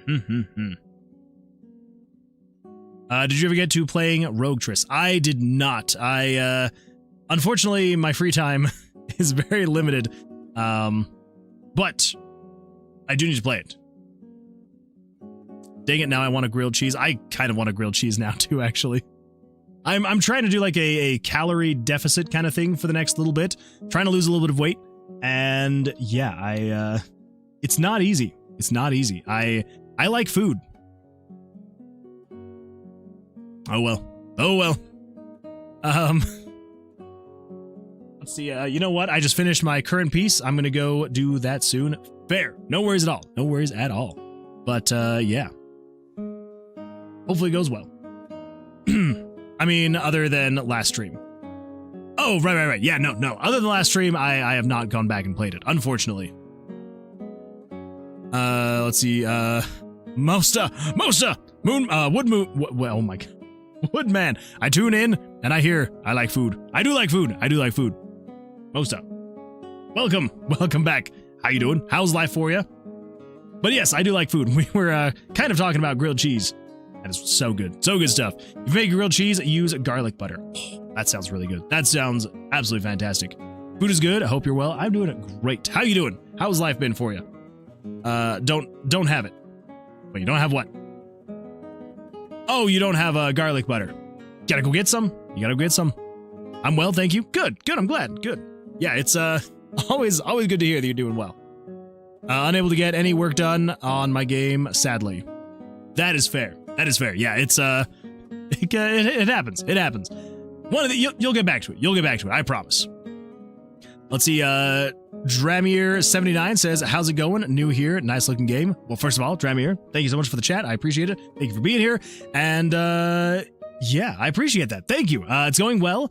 And yeah, we're just working on getting a playable demo up and going so that we can get it up on Steam and hopefully get some people starting to wishlist the game. But yeah, I appreciate that. Yeah, it's been in the works now for about 7 months. And yeah, so it's coming along. We're getting stuff slowly but surely. Slowly but surely. You shooting for next fest? I'm in the exact same grind. Well, that wasn't my intention, but that is a really, really good point. I did not even think about the fact. Let's see, when is that coming up again? Let me pull this up really quick. Now that I have the insider information on Steamworks. Let's see, yeah, TPS Fest, August 25th through September 1st. And then Steam Next Fest for October 13th through the 20th. I do have an eligible game though. Ooh, we may be able to actually have it be eligible. Oh, registration closes August 26th. Oh, crap. You can always cancel if your plans change, if you haven't ready for this edition. Well then, I feel like we may actually have to make sure that we're on a bit more of the grind, because, yeah, as of right now, it's, we're trying to get the demo loop actually working, because as of right now, it is still a little bit buggy and not finished, unfortunately. But yeah, I think we may have to actually potentially try to shoot for that. The 26th, what is that? 2 weeks from today? The deadline. I think we might actually be able to make that work. Maybe. But yeah, that is quite the grind. Holy smokes. Let's see, Salic, what is this? Oh, there it is. Alright. I have it bookmarked though. I do appreciate the link again, but yes, I will have to play it again. Let's see, ads are getting creative. Oh no, Mosta. What happened to the ads? 1 of 4? What's 1 of 4? What's 1 of 4? What am I missing, Salic? Yeah, so shooting for next fest. I definitely need to see if I can make that work, because that would actually be huge to see if I could actually get it in the next fest. That would be really nice if I could. Sea Moon's brain is melting. He needs a break from game dev. He needs my dare. Oh, mighty Twitch, bestow upon me the points to force this man to take a break and play a stinky game for once. Maybe. You got this, Moon. Thank you, Mosta. I appreciate that. I appreciate the confidence that we will actually be able to get it done in time. We'll see what happens. We'll see. I don't know. Oh, 1 of 4. That's the ads. I am so sorry, Salic. I am so sorry. Let's see. Yeah, that sounds awesome. I usually make mine with mayo. I don't like the sort of sweetness butter has on bread. That is fair. I've actually never heard of anyone making it with mayo, but that's fair. Have you tried like unsalted butter? That might actually help, maybe. Let's see. Dremir says, do it. I just submitted my demo today. You got time? Why not? That's fair. That is fair. But yeah, absolutely. Yeah, share the link. Let us know if the link is public. Yeah, if you've got a link, 100%. Share that with us. I would absolutely love to check it out. Gave me 1 20-second ad and 3 15-second ads. Holy smokes, that's a lot of ads. Moon grinding for that 0.001 cent. It's really what it is. It's actually kind of sad how little I get from ads. Like full transparency, it is really sad. Like, let me pull this up really quick. Earnings. And we're just going to turn off all of this stuff. So we just have ads and turbo. Turbo kind of counts. Kind of. Yeah, we can turn it off, though. All right, so, yeah. So here we go. Yeah, so right there. So yeah, so I made $1 that day, 84 cents that day, $1.07. 64 cents, $1.50. That was a good day. Oh, here we go. That was a good day for ads. $2.37. Beautiful. Absolutely beautiful. So yeah, the ad revenue is not great. It is not great, but unfortunately, if I want to be able to have like, you know, paid subscribers and things like that, I do have to have ads, which is really annoying. But it is what happens. Sure, my game is here. Ooh. Let's get it pulled up. Fallen. Ooh. Okay. All right. Oh my gosh. I absolutely love the mood. Holy smokes. This is beautiful. I am digging the vibe. This is a really awesome vibe. Holy smokes. Okay, all right. Let's see, an online dungeon crawling and investigation for up to 4 players where you bring back heroes who didn't make it home. Can you find out what happened, line your pockets, and survive what they couldn't? I love that idea. That is a super cool idea. Oh my gosh. Well, that is fitting. It's a dungeon crawler, and I'm also making dungeon crawler. I love it. I love it. See, we have all played as heroes embarking on grand quests and vanquishing monsters, but have you ever wondered what happens when heroes fall? You are assigned to the Adventurers Guild as an investigator whose heroes don't return from quests. You are sent to find out what happened to them and bring home the fallen. I absolutely love that idea. This is fantastic. Absolutely beautiful. Yeah, I am 100% wishlisting that and following. Love it. Yeah, I am super excited to see what this gameplay is actually like. Yeah, this is fantastic. So wait, is this a one-man team? Like, is this just you? Or are there other people? Because, like, this is crazy. Like, I know the, like, you know, there's assets and things like that, but, like, still. Like, this looks, like, the way that it's all put together just looks absolutely beautiful. I love the lighting, the mood, the atmosphere, just everything about it is just fantastic looking.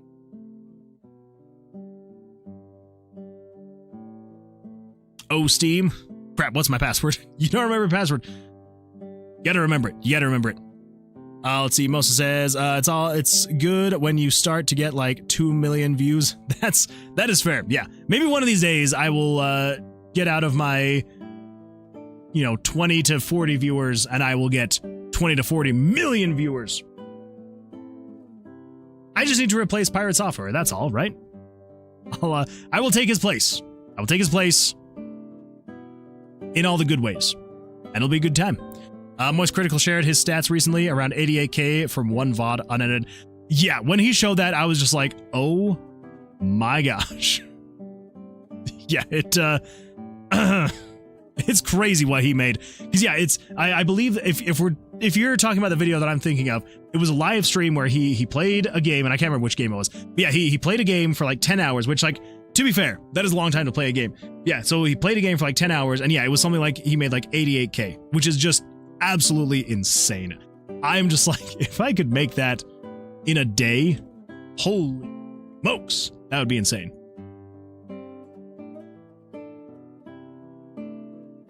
Let's see, I'll add to my wish list. Looking forward to what you do. Let's see, Dremir says, thanks, much love to a fellow dungeon crawler. But yeah, dude, push the next fest. You can do it. And yes, I am the primary developer. I have a partner who's contributed ideas, UI designs. So I wouldn't say solo dev, realistically. That's fair. I get that. I get that. But yeah, that is crazy though. Like, that looks like it could have been made by a team of like half a dozen people. So yeah, very well done. Absolutely brilliant. Yeah, I'm super excited to see the game when it's coming out. So yeah, I appreciate that though. Yeah, so it is definitely something, it's been in the works for a while, and we're getting there. Because here's the thing, like, I'm trying to get a playable demo ready to go before the Steam page launches. The people will just be able to play for free, and then eventually have the full game. It's like this whole town here, like the central hub where you'll be able to talk to NPCs, get quests, all that fun stuff. Won't be in the demo, so I don't have to worry about any of this. This stuff will probably be in the demo. You've got some perk cards to switch up the runs. This will be in the demo, and then basically it's just going to be this whole dungeon crawler stuff here that will all be in the game. So yeah, it's really just like, fixing some bugs, making sure that everything's actually working correctly as it should, and then creating that closed loop so that it's not anything that crazy. But yeah.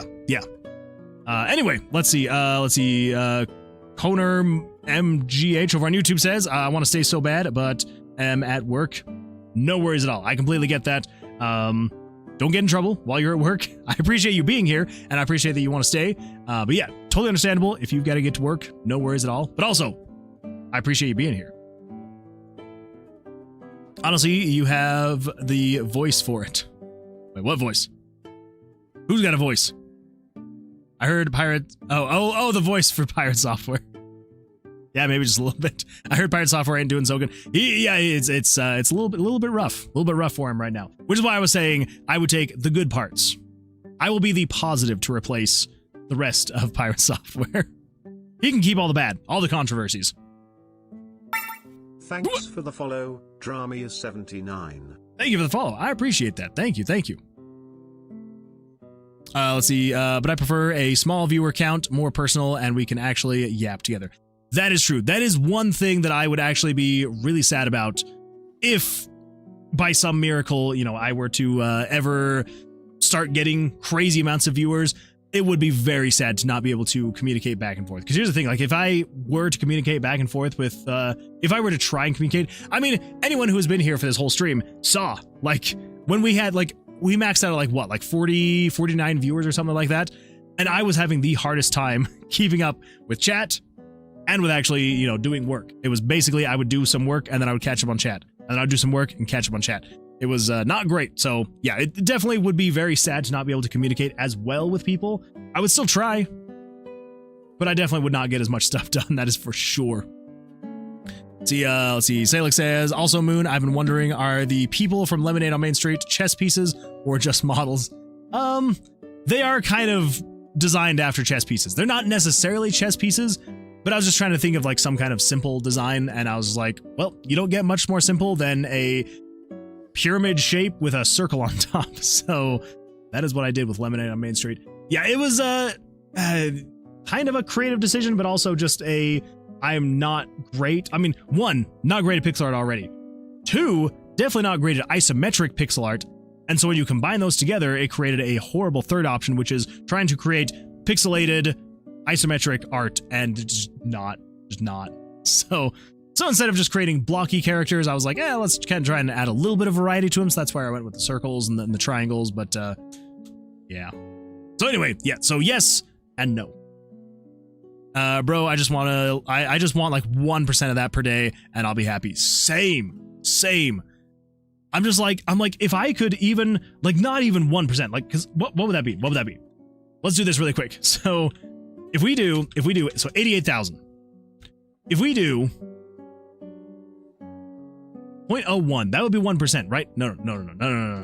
Times, oh my gosh. 88,000 times, I think 0.01, that would be 1%, right? $880. Yeah. I don't know why I couldn't have just done that in my head. I literally I've already admitted that I'm bad at math. Don't anybody come at me. I'm really bad. But yeah, freaking $880 a day. That is 26,000. Okay, well, you'd have to stream every single day, and you would have to do that. Okay, not only would you have to stream that every day, which, like, that's 10 hours-ish every day. Probably not going to happen. But even still, $880, even if you just did that, like, even if you just went to normal working hours, right? If you streamed 8 hours a day, just Monday through Friday. So let's just say, for example, if that was just like 20 days a week, 20 days a month, that you're still looking at like $17,000 every month. And I'm just like, what would that be like? What would that be like? Like, my current goal is potentially between YouTube and Twitch to eventually maybe be making like $200 a month. Like that's my current goal. Is like, if I can eventually get to the point where I'm making like $200 a month between both YouTube and Twitch, I will be very happy. I will consider myself successful, and I'll be like, well, there we go. We're good. 200 bucks a month. I mean, that's like buy a new game every month and not have to think about it kind of money. That's the way to live life. Not having to think about my game purchases. That's what I want. That's what I want to experience. To not look at a game's price tag and be like, oh, can I afford it? That's buying a new game, exactly. At the way the prices are going, yeah, $200 a month is basically buying a new game each month. Let's see here. Oh my gosh, what have I missed?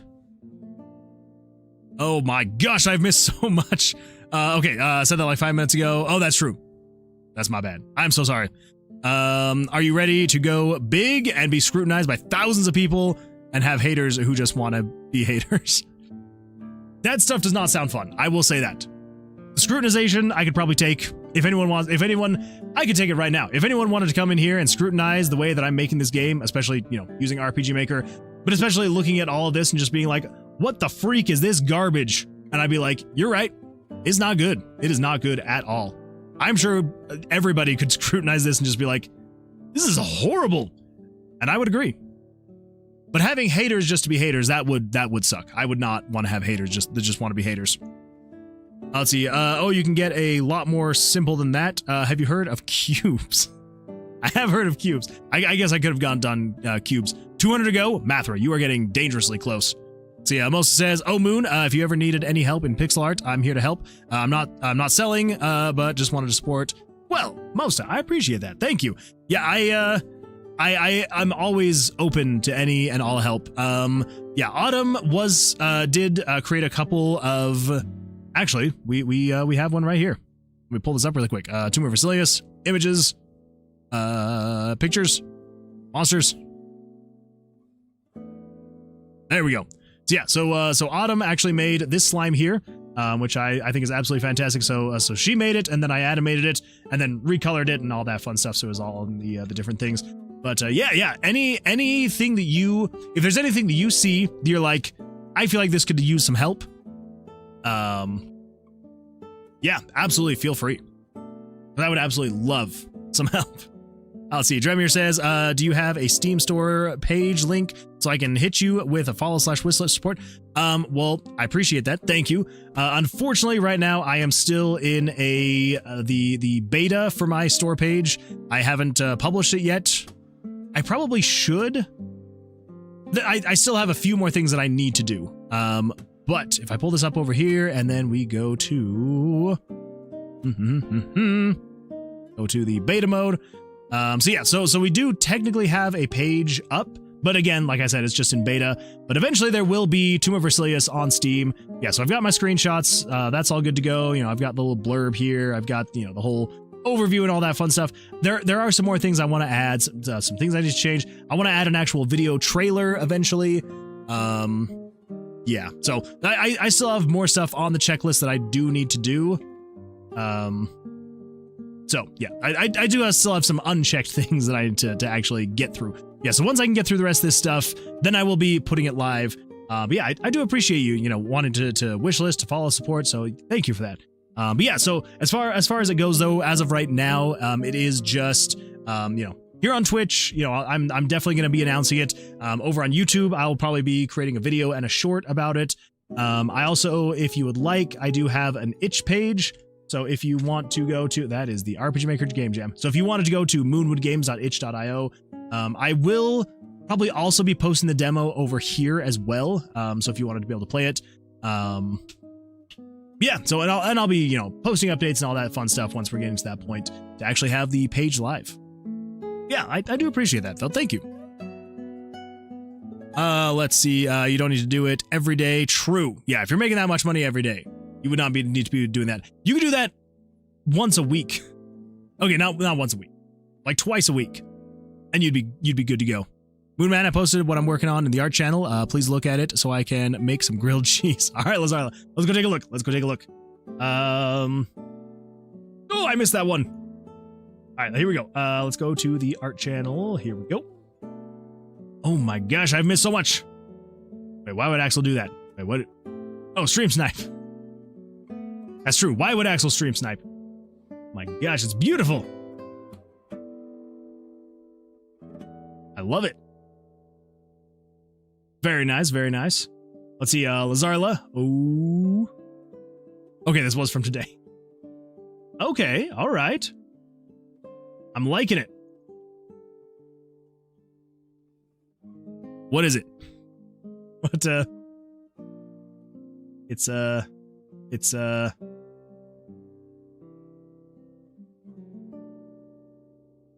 what is it? I feel like, I don't think I'm gonna get it. Wait, and of course I face the color change towards the camera. Oh! Maybe I should actually read, and then I would know. That is beautiful. I love it. That is really coming along. That is going to look so good when it's done. Yeah, 100%. I'm going to want to see the progress on this. Yeah, beautiful stuff, Lazarla. Beautiful stuff. Love it. Now, go get yourself some grilled cheese. That's half my salary already. I know, it's insane. It's buying a new game or supporting other game devs easily. True. And that would probably be, honestly, that's actually more of where I would go, is supporting other game devs. If I were making that kind of money, I would 100% rather just support indie game devs. Let them hate. Just remember, you're making something. I wonder what they're doing. Hint, it's probably nothing. True. And well, that actually is like a huge part of people that hate, is because they're jealous of what you are creating because they wish they could be doing the same.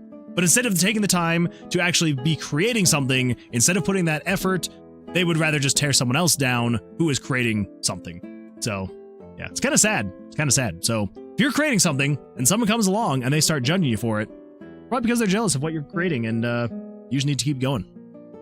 Make them more jealous. Make them hate even more. Let's see, what website or tool should I use for pixel art?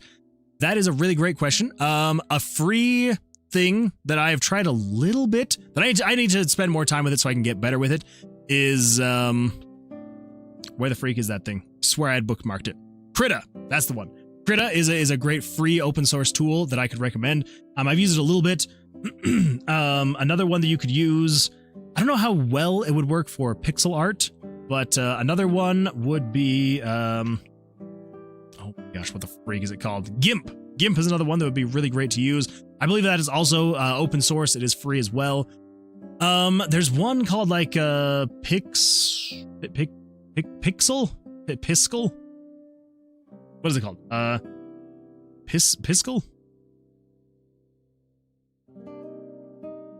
That is one. Okay, so it wasn't the one that I'm thinking of, but it is it is online, so you don't have to really actually download anything. But yeah, so piskelapp.com is a free pixel art. You could actually do animations as well. But yeah, so it is a free pixel art editor. And yeah, you can create freaking crazy things like this. Or you can create more simple things, you know, little things, little tile sets. I don't know, you can make this guy. He's so cute.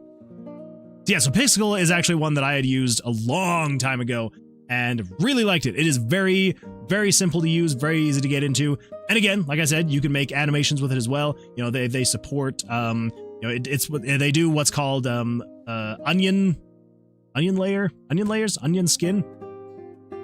Hello, Luna Snow. Probably a good thing that you're partially covered by the freaking game, bruh. That is quite the pose you got there, Luna Snow. I like it. Anyway, yeah, so Pixel would be a good one. There is also another one that's like Pixart. Nope, it's not Pixart. Pixart? Nope. Oh no, Pixart is an app. Anyway, yeah, those would be the things I would recommend. Oh man, oh wait, you haven't gotten there yet. Yeah, that is my bad. I apologize. Let's see, free options, MS Paint, Krita, paid options is A-Sprite. That was the one I was thinking, A-Sprite. Yes, A-Sprite is goated, or Resprite for iPad, paid options, Photoshop, which I don't recommend. Yeah, I would not recommend Photoshop. It is extremely powerful. Way too powerful for pixel art. If you're just doing pixel art, do not do Photoshop, because it costs, I believe I'm paying like $14 a month for this thing. I'm just so addicted to Photoshop, it is hard to break free. I need to break free, but I would not recommend it. It is crazy powerful, but it is overkill and overpriced. Yeah. Let's see, Yo Moonwood, I drew something for starting details. It could give +1 damage for elements and -4 max health. Ooh. Oh, I like it. The dueling swords. So what are you thinking for? It would be give you +1 to damage and to all elements and -4 to max health. I like that. I think we can go for it right now. Absolutely. Let's save that image. Throw that into downloads. Yes, 100%. We're going to throw that in there. We could actually do that right now. So let's do this. Let's do... Oh, actually, I think Let's open up Cloud Documents. I believe. Maybe? Maybe not. Oh, I thought I had this saved, but I guess I do not. Maybe I called it something else? Perk? Huh. That's bizarre. I thought that I had like a Photoshop version of the perk cards saved.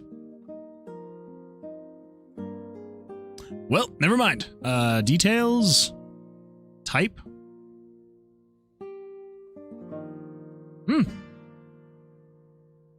Alright, never mind. Let's sort by...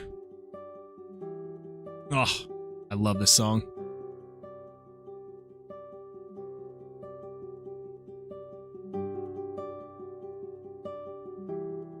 Let's get this perk card in and going.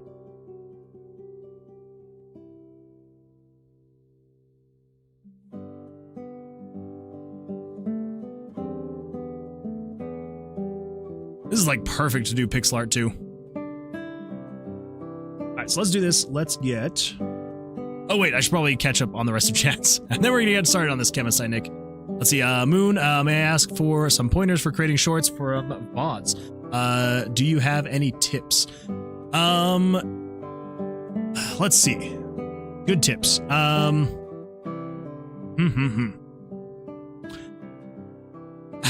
long are your VODs? Would be my first question.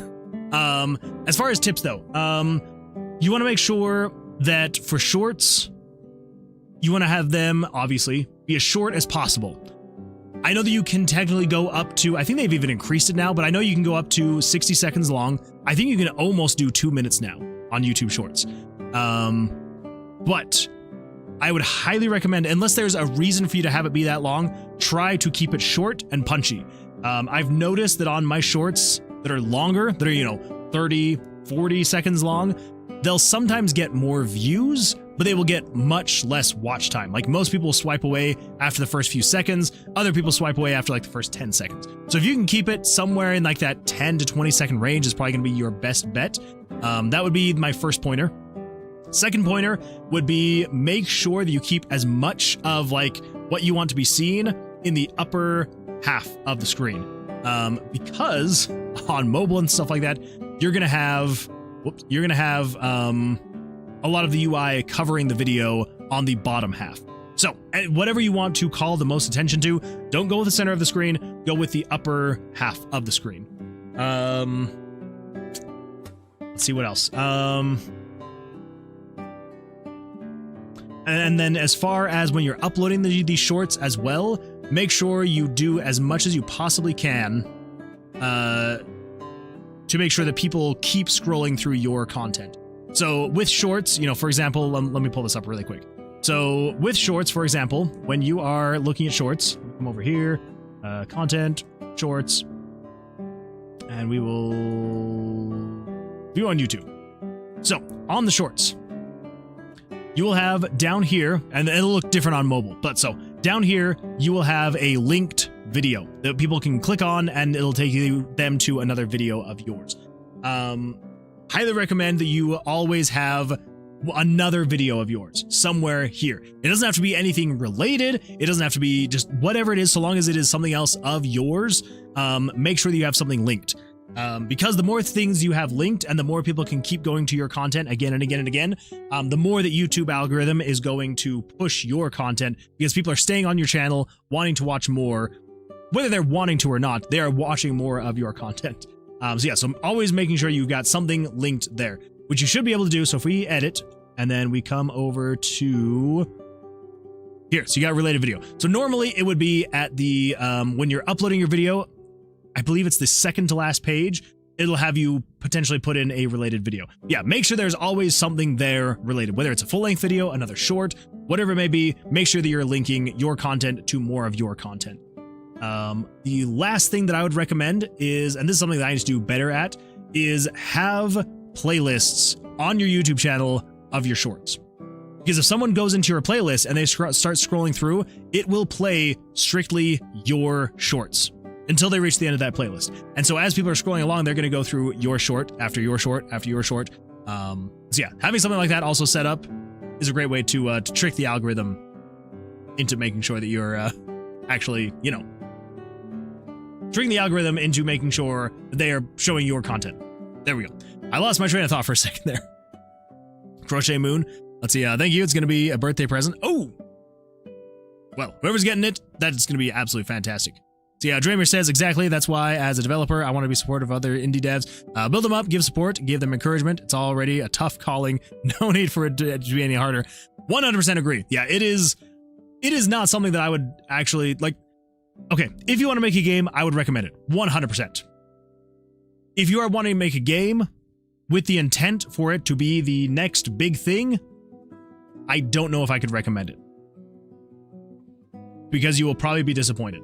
So, if you want to make a game, make a game. Make a game that you want to play, make a game that you want to share with people, make a game that you want to talk about, make a game that you will be proud of.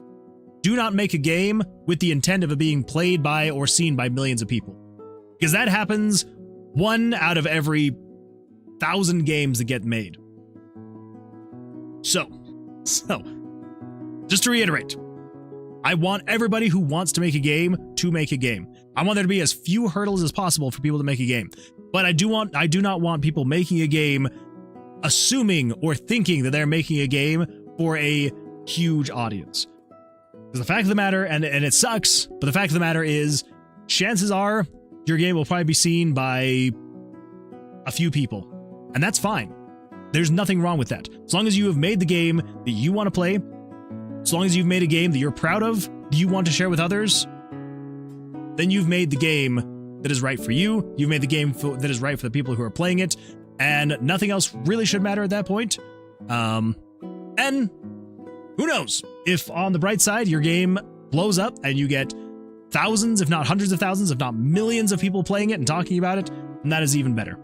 But make sure you're making the game that you want to play and that you'll be proud of, and you'll have won. Like, that is the ultimate goal of every indie dev, should be make what you want to play, make what you want to share, and if people play it, that's the icing on the cake. So yeah, I recommend pixel art. It allows you to share with other artists. That is super cool. I do like that. There's this one as well, the Pixie Editor. That is another good one. Onion Skin, that's what it's called. Thank you. Let's see, Small Rock Solid says, is there AI for sprite sheets already? Not that I want an AI in games, but also as a solo dev with zero art skills, a prompt to generate sprite sheets would make my life easier. That is fair. You can try. They're not going to be perfect, but you can actually ask for sprite sheets on AI, and it will sometimes create a sprite sheet. Sometimes. Every now and then. Sometimes. Honestly, you'll spend more time tweaking AI models to get a decent pixel art than it would just to crack on practicing. That is true. Yes. Drumir is 100% correct. Because here's the thing. You could spend, 20 minutes, 30 minutes, an hour, 5 hours, 10 hours. You could spend who knows how much time trying to make sure that the AI gets it just right. But even if it gets it just right, there's always going to be something off. You're going to have to go in there, you're going to have to fix, you're going to have to change, you're going to have to something. You're going to have to doctor it in some way, shape, or form. It's never going to come out perfect from AI, especially for pixel art. Pixel art and AI is just not good. Like, it can make seemingly pixel art, it can make it look like pixel art, but it's not actually pixel art, and it usually looks not good. So honestly, just going through and starting to create something, Make your Cheeto monster. Make your horrible looking Cheeto monster. And then slowly, but surely, you will eventually get to the point where you're creating something that looks a little bit better. And a little bit better. I can't take credit for this one. I just reskinned it and pixelized it and animated it. But eventually you will make something that looks just a little bit better. Every now and then. Yeah. That's what I got for you. How cozy, 3 to 5 hours. See, most people watch shorts. Honestly, it sounds mean, but they have short attention spans. True. See, for the amount of sprites I want in my game and the quality I want, there's no way I can do them alone. I've played around with software, but the models I want are not that pixelated and quite high res. Yeah, there are a handful of depending on what kind of sprites you're wanting, there are a handful of sprite sheet generators that you can use. I think most of them are paid, but there are a handful that you can actually create sprite sheets of custom art. So you could try that. You could try that.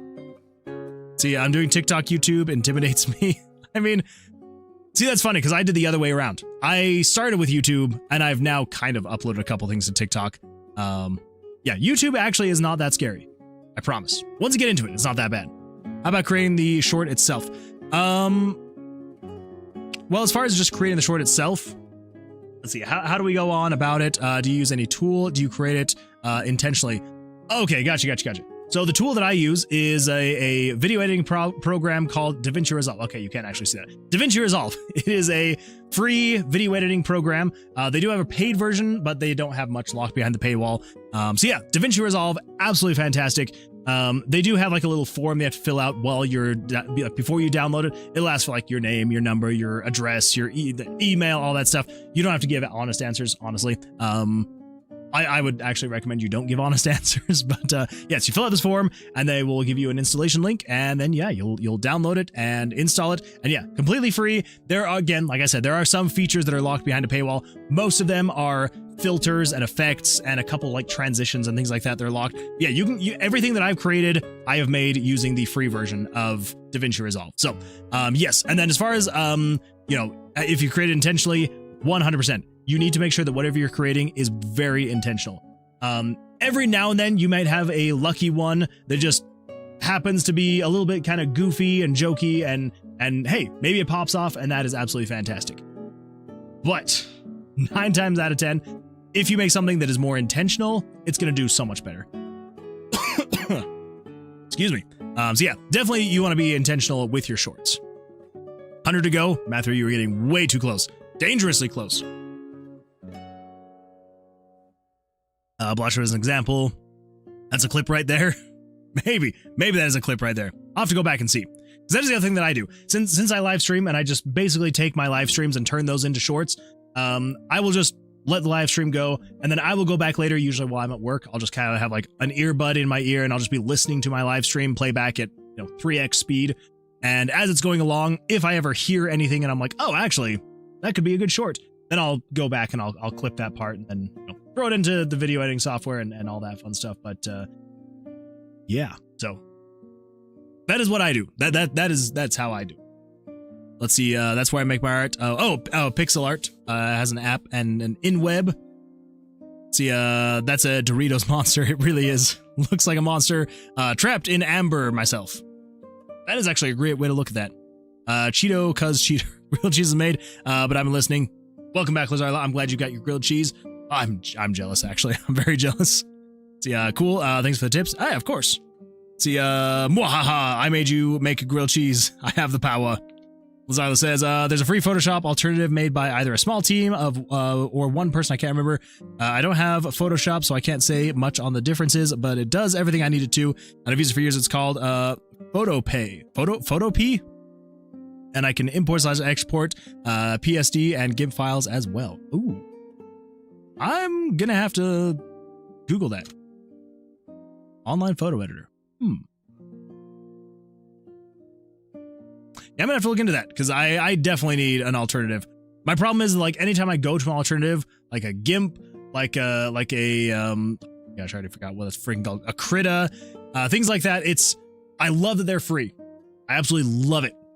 But when you compare free open source software to, Photoshop, something that has been dialed in for decades, it is a little bit difficult to meet or beat their like UI design and all that stuff. Like they really do have it down, which sucks for me because I'm so into the weeds with it that I did just, it sucks. It's absolutely horrible. Okay, let's get this card in here really quick and see if we can do this before the end of the stream. All right, here we go. So let's pull up this icon right here. So we got this guy. What are the pixels on this thing? We are looking at, oh boy, 55. Okay.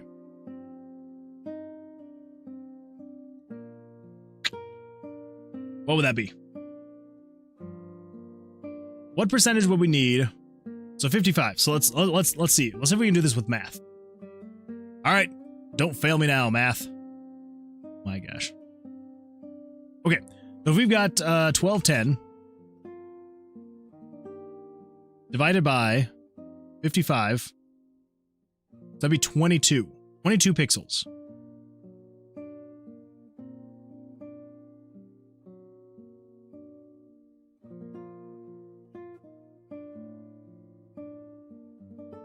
Oh my gosh, math didn't fail me.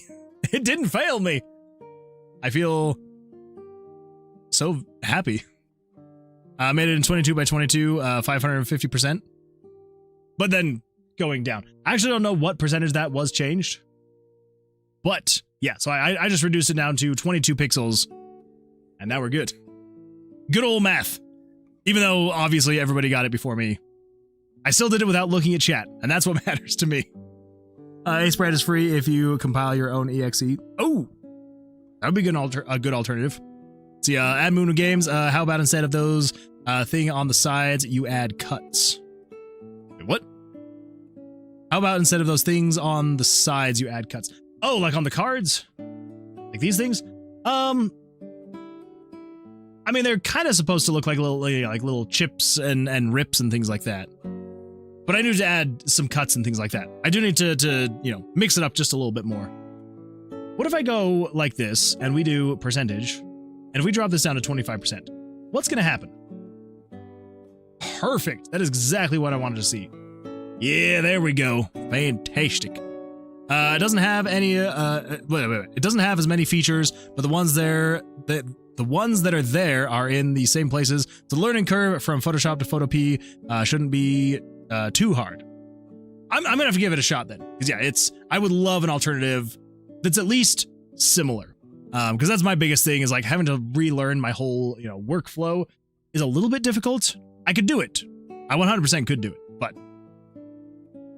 I did not fail you. I am so glad you did not fail me. Not at all. Let's see, Moon. Give me a homework. What do you need? That's a rough one. Let's see. What do we need? It would be nice to have potentially. Oh man. Okay, let's see. Images, pictures. Oh man, what do we need? Oh. Okay, so it's not going to be in the demo. But we probably could use, maybe, potentially, a new chest. This is what we have currently. It works. But it might actually be nice to have something slightly better. So, if you wanted to make a new chest, that actually could be something that we do need. If you would like. If that feels good. If that feels, because here's the thing, like, I know that with art, you need to be feeling creative. And so if you're not feeling the chest, if you don't feel like that would be creative enough for you, totally understandable. No worries at all. But yeah, absolutely would love to do a chest. How fancy would you like it to be? So I do want to try and keep it a bit more flat. Which is why I went with the design that I did. But yeah, so definitely something that feels like it would blend in with this, you know, just very basic colors. So I can recolor it later, so I don't have to, like, you know, send you the color palette. So you can work with whatever color palette you would like. But I'm trying to keep it limited to no more than 5 shades of each color, or 6 shades. What would it be? 5 shades or 6 shades? 1, 2, 3, 4, 5, 6. Okay, yeah. So no more than 6 shades of each color. So if you do green, you wouldn't want to do more than like 6 different types of green. But yeah, so something that's a little bit more flat, something that would like blend in here. You know, obviously like a little bit of highlight, a little bit of shadow. Yeah, just very, very basic pixel art. Nothing too crazy. You know, like obviously, you know, you could use the design of this chest as like inspiration if you would like. Yeah, something like this where it's like the design of the chest itself. A little bit more simple, you know, wooden, maybe a little bit of metal on it, you know, for hinges and things like that. But yeah, something like this, I feel like could be something that we could, we're in need of. If you're interested. If not, that's totally fine. 55 minus 22, 55 equals 33, 55 equals 3. 5 equals 60%. Story checks out. I think it might work. Animated and half fancy. So the animated, it doesn't have to be animated. I would like an open and closed state, but that's about all it needs to be though. Or a mimic. Oh, or a mimic. Yeah, if you want to do a chest that's both closed and opened, and then also a version of it that turns into a mimic when you do open it up. That would be good. I'll see what I can do. Sprite size. Oh, yes. So the sprite size. Let's see. Let's grab room. That'll work. So, the rough general sprite size should be somewhere around, let's go with roughly, and you can go slightly bigger, slightly smaller, just a little bit. Yeah, so roughly, it's, I'm kind of thinking it's going to be roughly this-ish size in the room. I think that feels like it would probably be good. So, yeah, so roughly 40 pixels wide by about 20-ish tall. Obviously you can go slightly larger, slightly smaller if you need to, but probably no more than like 46. I feel like probably 50 pixels would be a little bit too wide. Yeah, so roughly like 40-ish wide. You can go a little bit wider than that, and then 20 to like 26-ish tall. Somewhere around there would be absolutely fantastic. So yeah, I don't let it be too creatively restrictive for you. So like if you're like, I feel like this would work a lot better if it was 48 pixels wide, then go for it. Like, definitely do not want it to be something that is restricting your creative approach. But always remember, you can always find or you can always have, creativity, flourish in limitation. What's the actual quote? Limitation breeds creativity. I think that's what it is. Limitation breeds creativity. So yeah, so sometimes having those limitations can actually be a good thing because, it'll spark creativity. So. Oh, Moon, guess what I have? Mathra. What do you have, Mathra? Oh, no. Oh, no. Oh, no. No, no, no, no, no, no, no, no, no. I know what it's time for. I know what it's time for, Mathra. Lay it on me. Lay it on me. Let's see it. I'm very nervous now. Chemisenic says, you're the artist. He only resizes and recolors. Mathradog just redeemed Truth or Dare. Someday next week I suggested playing Voice of the Void for one whole stream. Fair. We absolutely will. Voice of the Void will be played. What if we say a week from today? How about Tuesday? Tuesday, we play Voice of the Void. That's my plan. Tuesday, the whole stream. Thanks for the follow, Deke_. Deke_. Thank you so much for the follow. I appreciate that. Yeah, welcome. Glad you're here. Yeah, 100%. We're gonna do it. Mark down a day. Yes, next Tuesday. Next Tuesday, for the Tuesday stream. So the 19th, August 19th. We're gonna be doing Voice of the Void. The whole stream.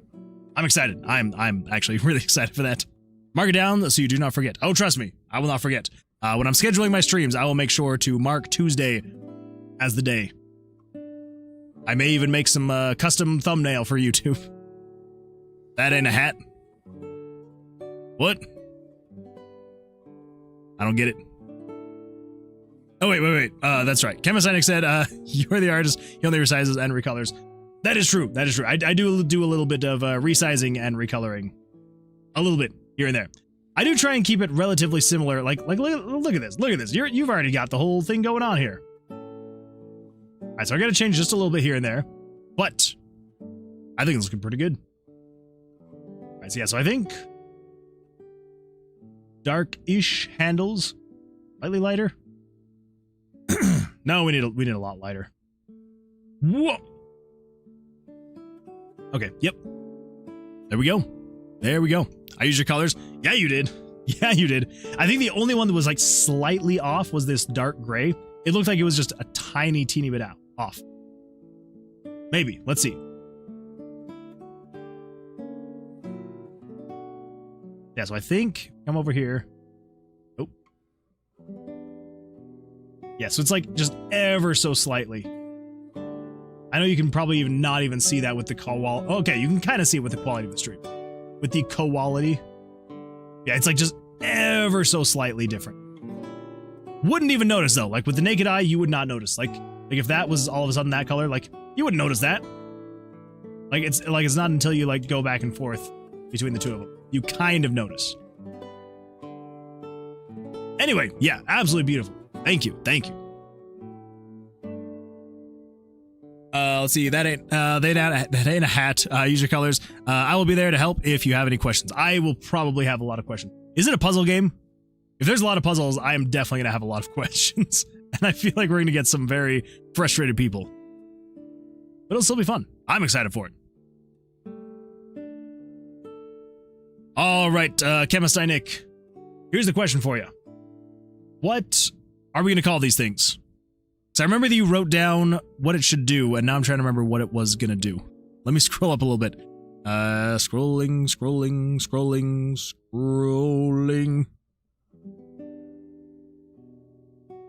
I think I went too far. Ugh. Yeah, I think I went too far. Let's go back down. Oh, there we go. I drew something for starting skills. It would give +1 damage to all elements and -4 to max health. Okay. Let's do this. Let's do +1. Switch this. Whoa. Switch this to 3x5. None. That to that color.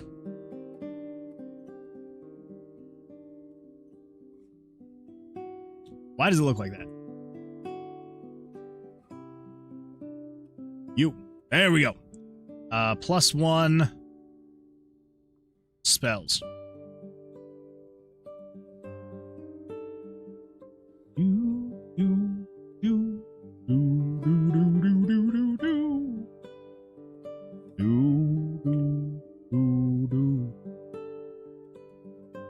And then -4 HP.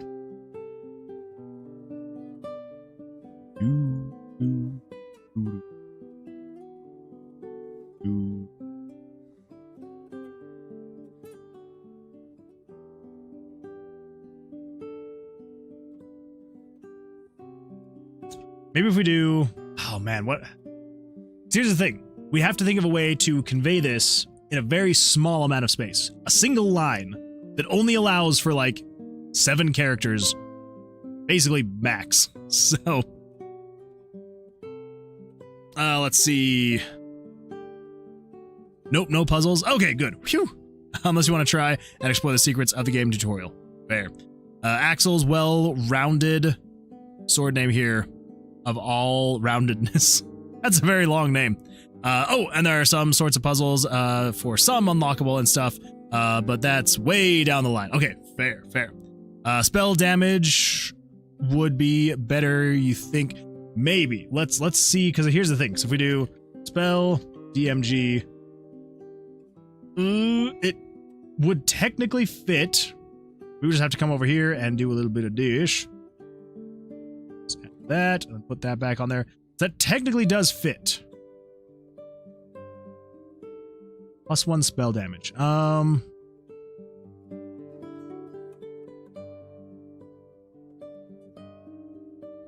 Because saying like +1 to all spells, that one doesn't work because that's more characters.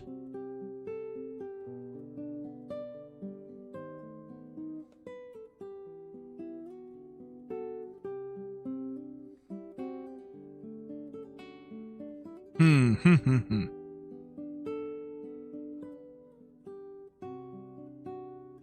mean, we could also do something like SPL. No, spell damage.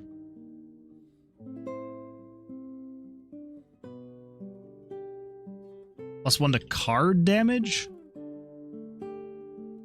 Maybe. All damage? Yeah, because we could do that. +1 to all damage.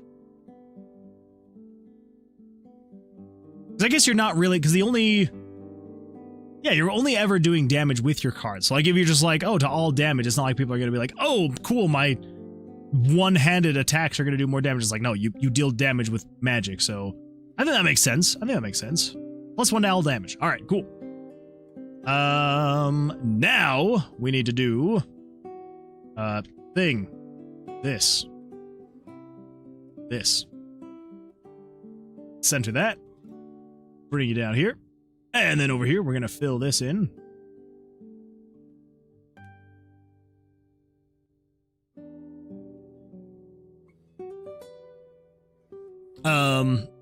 But wait, are you actually wanting to name this something for Axel? I'm good either way.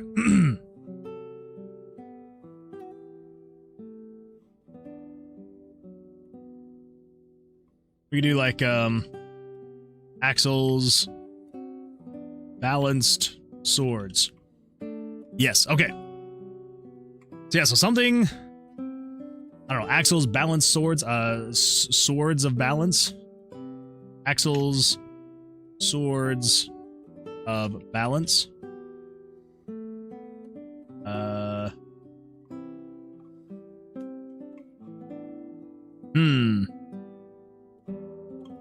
Axel's daggers of balance. Axel's daggers of balance. Okay. Or Axel's daggers of damage. Axel's daggers of damage. Maybe. Axel's D of D. Alright, well, if we think of a different name, we can put a different name. So, be thinking about it. Remember, we can only go up to about, what is that? 1, 2, 3, 4, 5, 6, 7, 8, 9, like 9-ish characters. 9, maybe 10 characters long is about the max. So, keep that in mind. But if there's anything you can think of for different name-wise, I am 100% down to come back. I mean, it takes 2 seconds to update it, so it's not that different. So for now, though, let's do this. We can kind of mix up the cards a little bit. Just watch me, the Thanos scene where he balances the dagger. Oh, I would love to have my name on an item. Well, Mathra, you're in luck. I'm going to be doing that. So, if there's something you would like if you can think of a kind of item, so, and it could be like basically anything. It could be a potion, a scroll, boots, a hat, armor, some kind of weapon, whatever it may be. Let me know the thing that you would like to be the icon of. Mathrador's Fists of Belligerence. Let's, if you draw it, you can decide with Moon the name. Wait. If you draw it, you can decide with Moon the name. Fair. I mean, I can also draw it as well, like, if I need to. I mean, I've drawn a couple others, so it's like, you know, I can.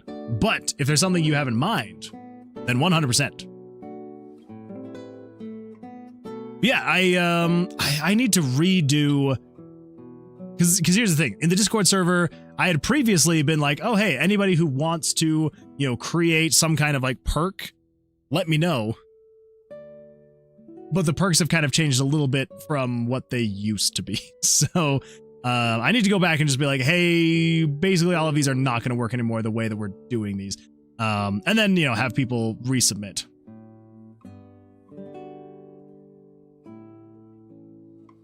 Anyway, okay, so let's see. So if we do, I believe the way I was doing this was we would go here, here, here, here, here.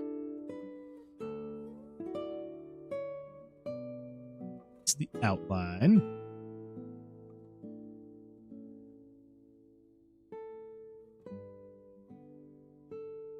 Like that's not enough of a rip.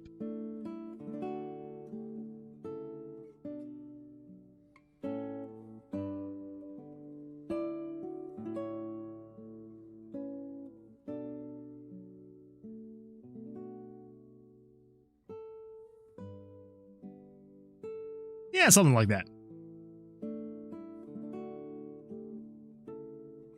You can either make it look like brass knuckles or an old-time booze bottle. I'm gonna have to do that. All right, here we go. Let's get this written down, just so we remember for next stream, because I'm definitely not gonna have time to get that done this stream. So add perk card. What do we call it? Mathrador's Fists of Belligerence.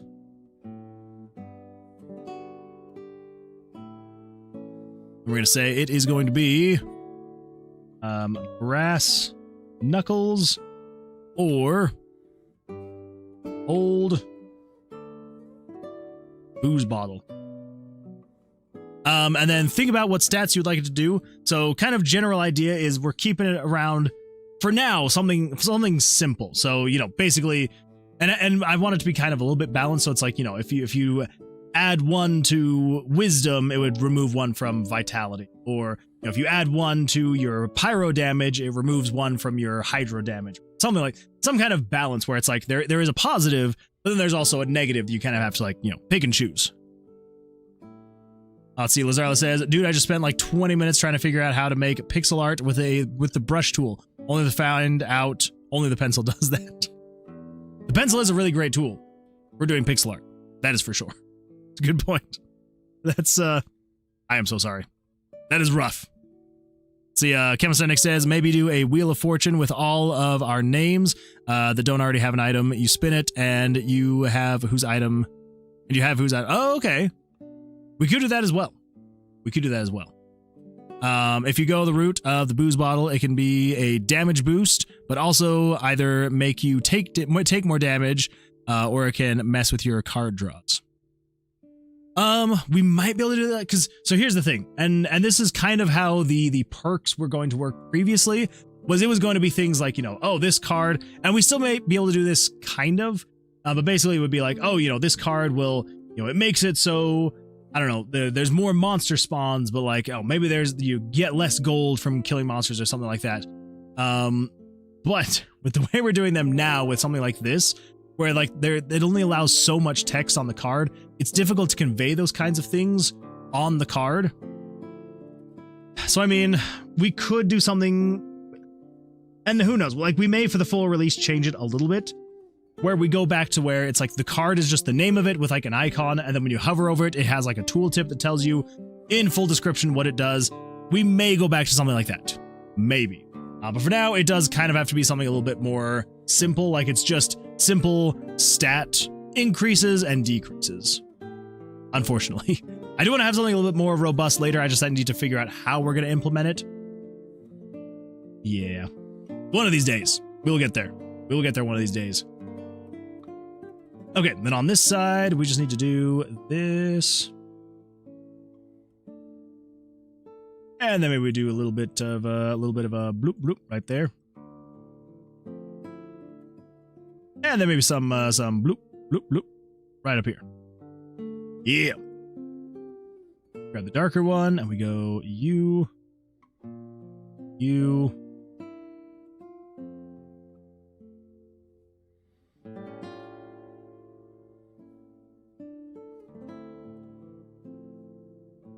Yeah.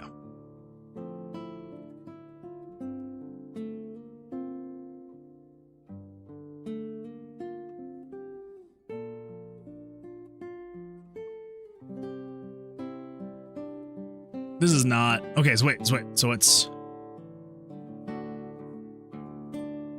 Oh my gosh, I think I've been doing this wrong this whole time.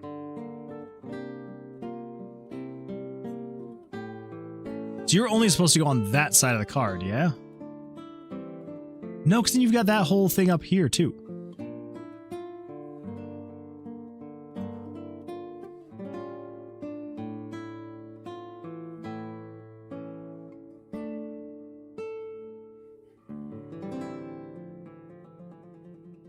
Yeah, I'm doing something funky now. This does not look good like it did on the other cards. +3 all damage, draw disruption. I don't even think we could fit draw disruption on here. Draw nope. That's about all we can fit. It is extremely limited because it is a very low resolution. I do feel like we eventually will need to go a different route. Yeah, the +3 all damage.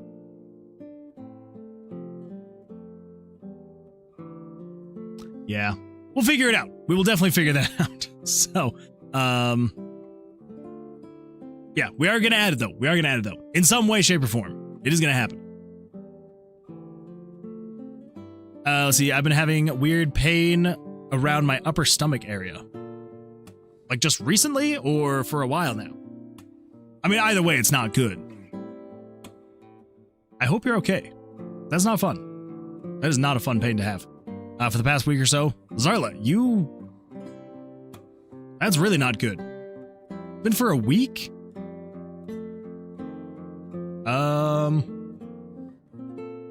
I wouldn't say it's time to go to the doctor yet, but... Combobulation? I also don't think that would fit. Combobulation. Nope. I know, it sucks, doesn't it? It is not fun. It is not fun to try and get it all squeeze in. It's not intense, just sort of sore and itchy. Oh, wait. Combobulation, if it's the reverse. That's my bad. Salazar Productions, welcome. How you doing? What's up? We're just working on some perk cards for our game, and yeah, they're coming along. They're coming along a little bit, slowly but surely. How you doing? How's your day been? How's your week going so far? Let's go to the perk cards. So how was I doing these before? Let me look at this thing. Perk card 2. So we go that on top. And that goes on the underside. Yeah, that's on top, and it goes on the underside. And it strokes. Yeah, so what the freak is happening here? Why does it look so weird and bad on this card? Okay, well, this one definitely shouldn't be that color, so maybe that's what the issue is. You should be, whoops. You should be that color.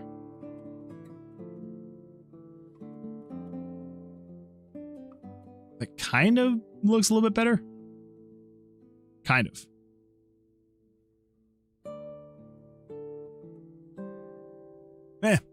Good enough. Good enough.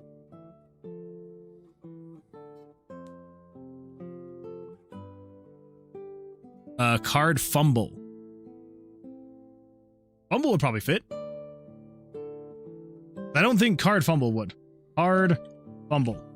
Ooh, okay, that would be like the absolute limit. Would be card fumble. We can see. We can see. Something like that. But I think over here... Okay, so we were thinking, yeah, so damage boost or the cards. Let's see, what else was it?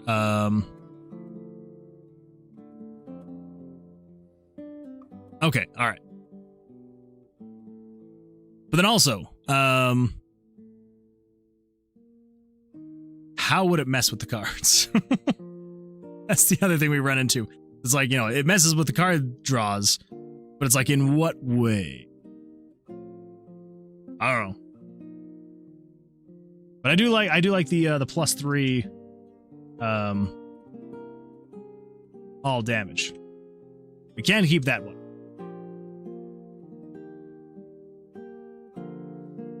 But anyway, yeah, Lazarla, I'm not sure. That is not fun at all. I hope that you'll start feeling a little bit better sooner.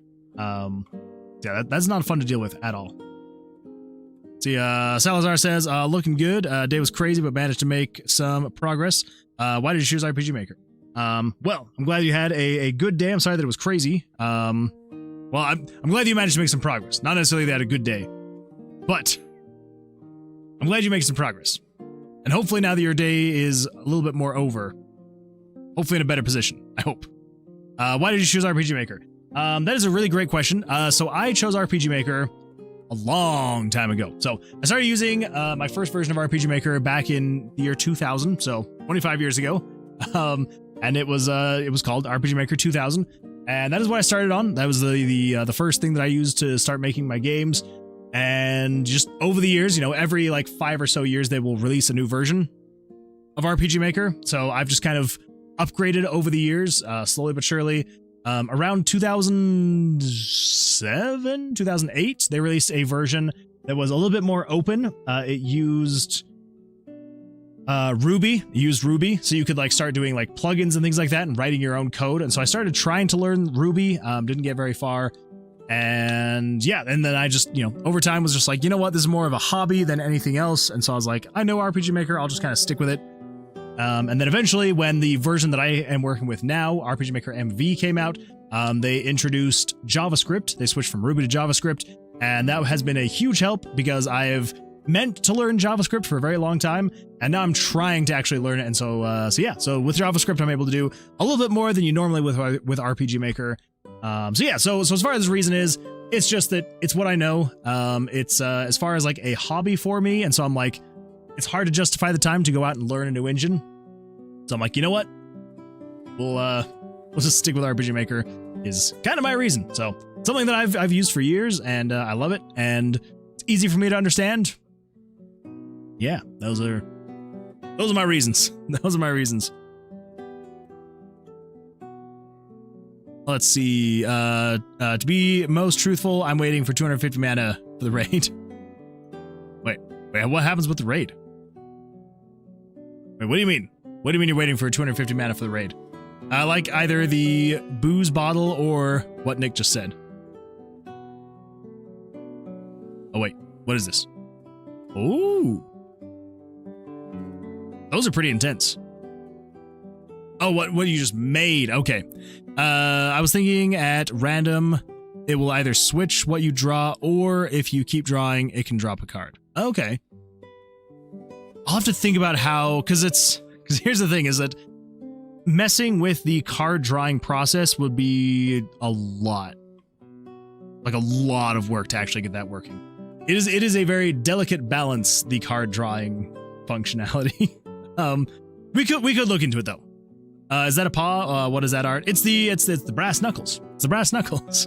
Thus the +3 to damage, but a random chance for it to be a jerk and just screw up the play/hand every so many draws maybe. Yeah. I'll have to think about that and see what could possibly be done there. As far as like perks and things like that, messing with the systems, I want to have something like it. I just don't know how well I'm going to be able to actually implement it in a relatively decent time. So maybe. It definitely is still on the docket for potential.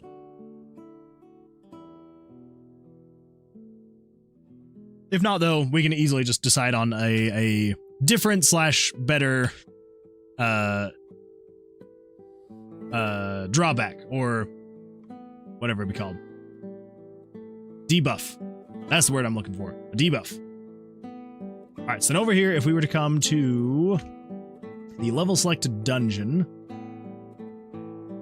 Okay, so we do 1 through 3, so we would change this to 1 through 4. Okay, over here. Card 1, card 2, card 3. I don't think I have to change anything on there. And perk 1, perk 2, perk 3. Somebody would say if 643 plus that, so if you are equal to 4, say this is going to be perk 4. Perk 4, this was going to be all damage plus 1. So we're going to say 1062. So 1061 through 1064. 1061 through 1064 is going to be adding plus 1. And then HP.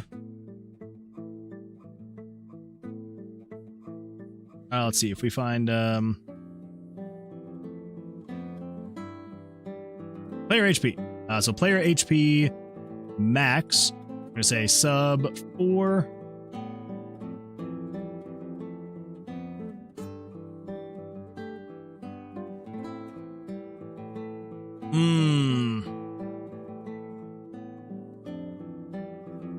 I may have to think a little bit more about that, because I just realized if you leave the tomb, or if you go from one floor to the next with just like 1 HP, and you pick a card that does negative to your health, it could potentially kill you. That could be a problem. That could be a major problem. Yeah, I'm gonna have to consider that and see what we got going on there. It'll probably just be a little bit of just making sure. Oh my gosh! Look at that little card. Look at that teeny tiny little card. It's so small. Oh my gosh. I like that. All right, I gotta fix that. I gotta go fix that. Let's open that up. Let's refresh. Resize that 400%. Save that.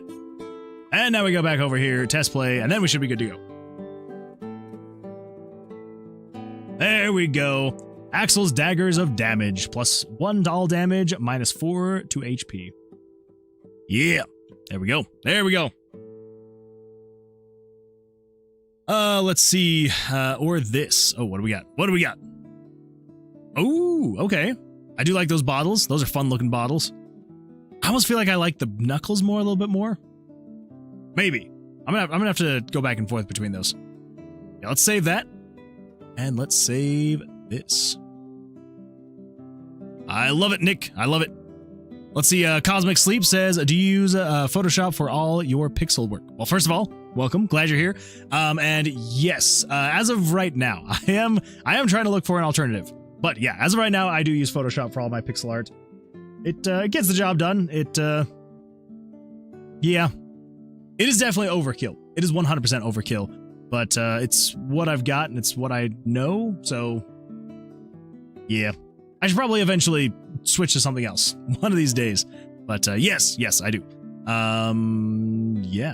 How you doing? How's your day been? If it becomes too much to try and implement, then I can compromise and go with self-damage every so many draws. We could maybe do that. Again, it's kind of like going into like messing with the systems. It's possible. We could do it. We could do it. I mean, anything is possible. Like, all of it is things we could do. Yeah.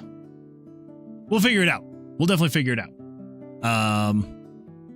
I just had another fun idea for an item. Let's see, minus max health. We could just do max health as well. Yeah, so instead of having the damage the player, it just does the max health. It's probably what we're gonna have to do, is just have the max health go down. And then that way, so let's say, for example, your health is at 20, and your max health is at 22.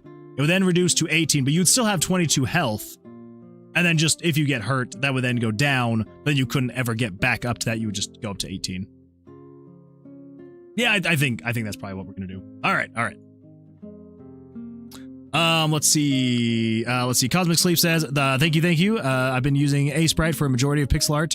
Was seeing what others use. Yeah, no, we were actually just like literally, I don't know, what, 10 minutes ago, 15 minutes ago, talking about all of the different pixel art programs that are out there, all the good ones, the bad ones, the free ones, the paid ones, and yeah, A-Sprite was one that came up. So, but you like it? Is it good? I guess that's my question. Is do you enjoy it? Do you feel like you're able to do everything you would need to in it?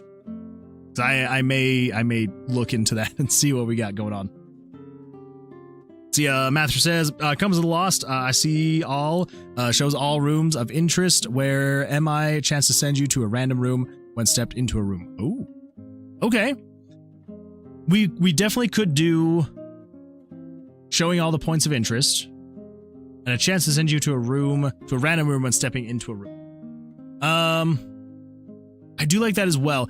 The only thing with these is I'm like the first thing that pops into my head, like with the whole going to a random room, the very first thing that pops into my head is I'm like, how would I portray or visualize to the player that they have now gone to a random room? Like, would it just do the regular animation, but then would just like pick a random room and they'd just be there? Would there be some kind of like new magical animation?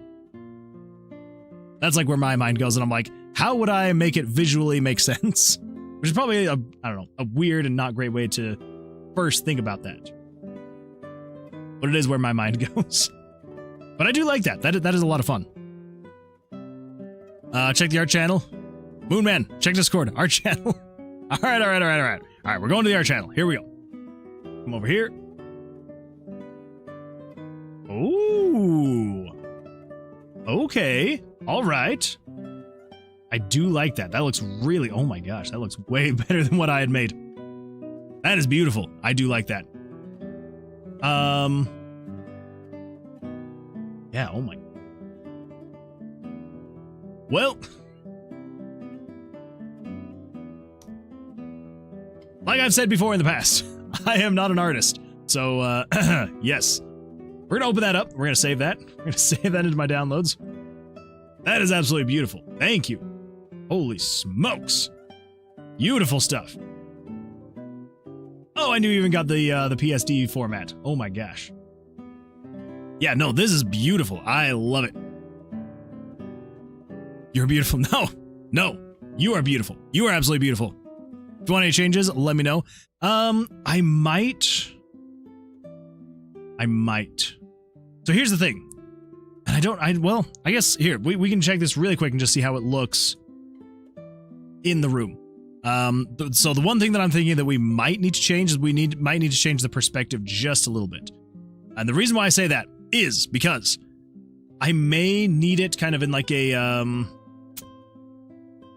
of like how the old chest was, where like you could kind of see the top of it. So let's copy that, new, go. All right, so resizing, this is going to be, are these 5 pixels? 5. Okay, so we need to do image size. Let's go down to 20%. There we go. Yeah, there we go. And then we resize back up to 400%. Get to the right pixel size. Select everything minus that. Go. Oh, that looks so good in there. You know what? Never mind. We're not doing that. We're not doing that perspective. We're not doing that perspective. I said I need the PSD to scale.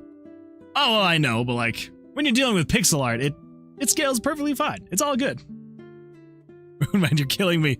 I gave you the PSD. I know. But it works. It still technically works. PSD, and DC. I know. I'm weird. I'm weird. It's the end of the stream and my brain is fried. That's gonna be my excuse. That's my excuse. Oh, let's see. Cosmic Sleep says, yeah, most definitely. Very easy to use and also animate with. Oh, that's even nicer. I do like me some animations. Well, very nice. Yeah, I'm gonna have to give it a shot then. But yeah, thank you for being here. I appreciate you being here. Yeah. Hopefully you're enjoying your time here. I did a little something. Check our channel. If you want any changes, let me know. If you want it open, let me know. Yeah, the opening, we definitely do want to have an opening. I'm trying to decide how we're going to have the opening. Because I feel like having it go open all the way doesn't work super great. So now I'm trying to decide how we're going to have it actually look open, you know?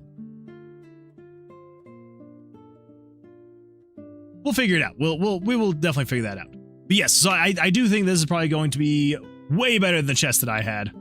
And when I say probably, I mean 100%. It is definitely going to be way better than the chest that I had created. So, yeah, I'll just need to recolor it a little bit, and we should be good to go from there. Yeah, absolutely beautiful. Thank you so much for that. That is just absolutely fantastic. And the fact that you made that in that amount of time, that is crazy. I took inspiration from Binding of Isaac's Curse of the Lost. I like it. Yeah, absolutely beautiful. Thank you for the highlight. Again, I sent you the PSD scale. Okay, there's some pixels missing. True, and I will fix that. I will definitely fix that. Noodle brain, it happens. If you think about it, if you can't see the top of the chest, it means you're astral as the chest. As tall as the chest. I was like, what is as tall as the chest? That makes more sense. I mean, that's true. That's true. Or maybe the chest is further back. Maybe. Go for it. You got this. Does it fit the color palette? So it doesn't, but I'll just recolor it and we should be good to go. Yeah, I'm at work, and work is quite slow these days. I need something to do. Thank you for allowing me to spend time working on it. Well, thank you for working on it. I appreciate that. Yeah, it's absolutely beautiful. I will definitely be replacing my horrible chest with it, because I don't know if you guys remember what the chest looks like. Let me show you the chest that I made. Here we go. Wait for it. Wait for it. Where'd it go? Yeah, this is the chest that I made. Absolutely terrible compared to this one. Absolutely beautiful. My chest. A real chest. My chest. A real chest. Yes, absolutely beautiful. I love it. So, thank you. Let's see. Note, Binding of Isaac's Curse of the Lost has no animation. It just throws you in another room like you walk to it. Oh! Well, there we go. Yeah, we probably will just do that then. Nope, distance doesn't change it. Your eye level is still at the top of the chest. True. Let's see. Your chest wasn't horrible. No, it was bad. My chest was bad. It just needed some more details. Yeah, it definitely did. Yeah, and you provided that, so thank you. I appreciate that. No, yours fits the style. It's true. Yeah, no. Most of yours 100% more fits the style that we're going for. So, yes. Absolutely beautiful stuff. Love it. All right. So I think actually it's going to come over here. Yes. Here we go. We just need to change this one last thing. So this is going to be if it's equal to 4, we're going to say change the name. So it's not wisdom. What is this? This is downloads, Tower of Vercilias, images, pictures. And this is the, what are they called? There we go, the perk cards. This perk card. So it is all DMG, and you are going to be HP, and you are plus. Okay, so yeah, so all damage +1, and then HP -4. There we go. Okay, so now when you hover over it and you get the tooltip, yeah, all damage. Oh. I forgot about that. Oh. Okay, yeah, the tooltip, that's going to be a little bit of, we'll figure it out. We'll get there. Anyway, it is late, and I'm going to have work way too early in the morning, so I think we're going to call it there. But, yeah, it's been an absolutely blast of a stream. You're all just so freaking amazing. I appreciate every single one of you. Thank you for all for being here. My job here is done. I shall lurk. Well, Mosta, I appreciate that. Thank you. In fact, Moon, having no animation connected to the random room change adds to the disorienting feeling of getting lost. That is really a great point, Math. All right, we're gonna look into how to get that to work, because I think that'd be a lot of fun. That would be a lot of fun. All right, everybody. Well, I think that's gonna be the end of it. So thank you all for being here. I appreciate it. We're definitely gonna go raid. If anyone has any suggestions on who we should go raid, let me know, and we will go raid them. For everybody over on YouTube, I appreciate you being here. Thank you all so much for chatting, for hanging out, for all that fun stuff. So. I hope you all have an absolutely fantastic rest of your evenings or mornings, days, wherever you may be in this world. And I will see you all on the Thursday stream. And until then, take care. Good luck. Everybody say goodbye to YouTube. Goodbye, YouTube. We'll see you on the next one.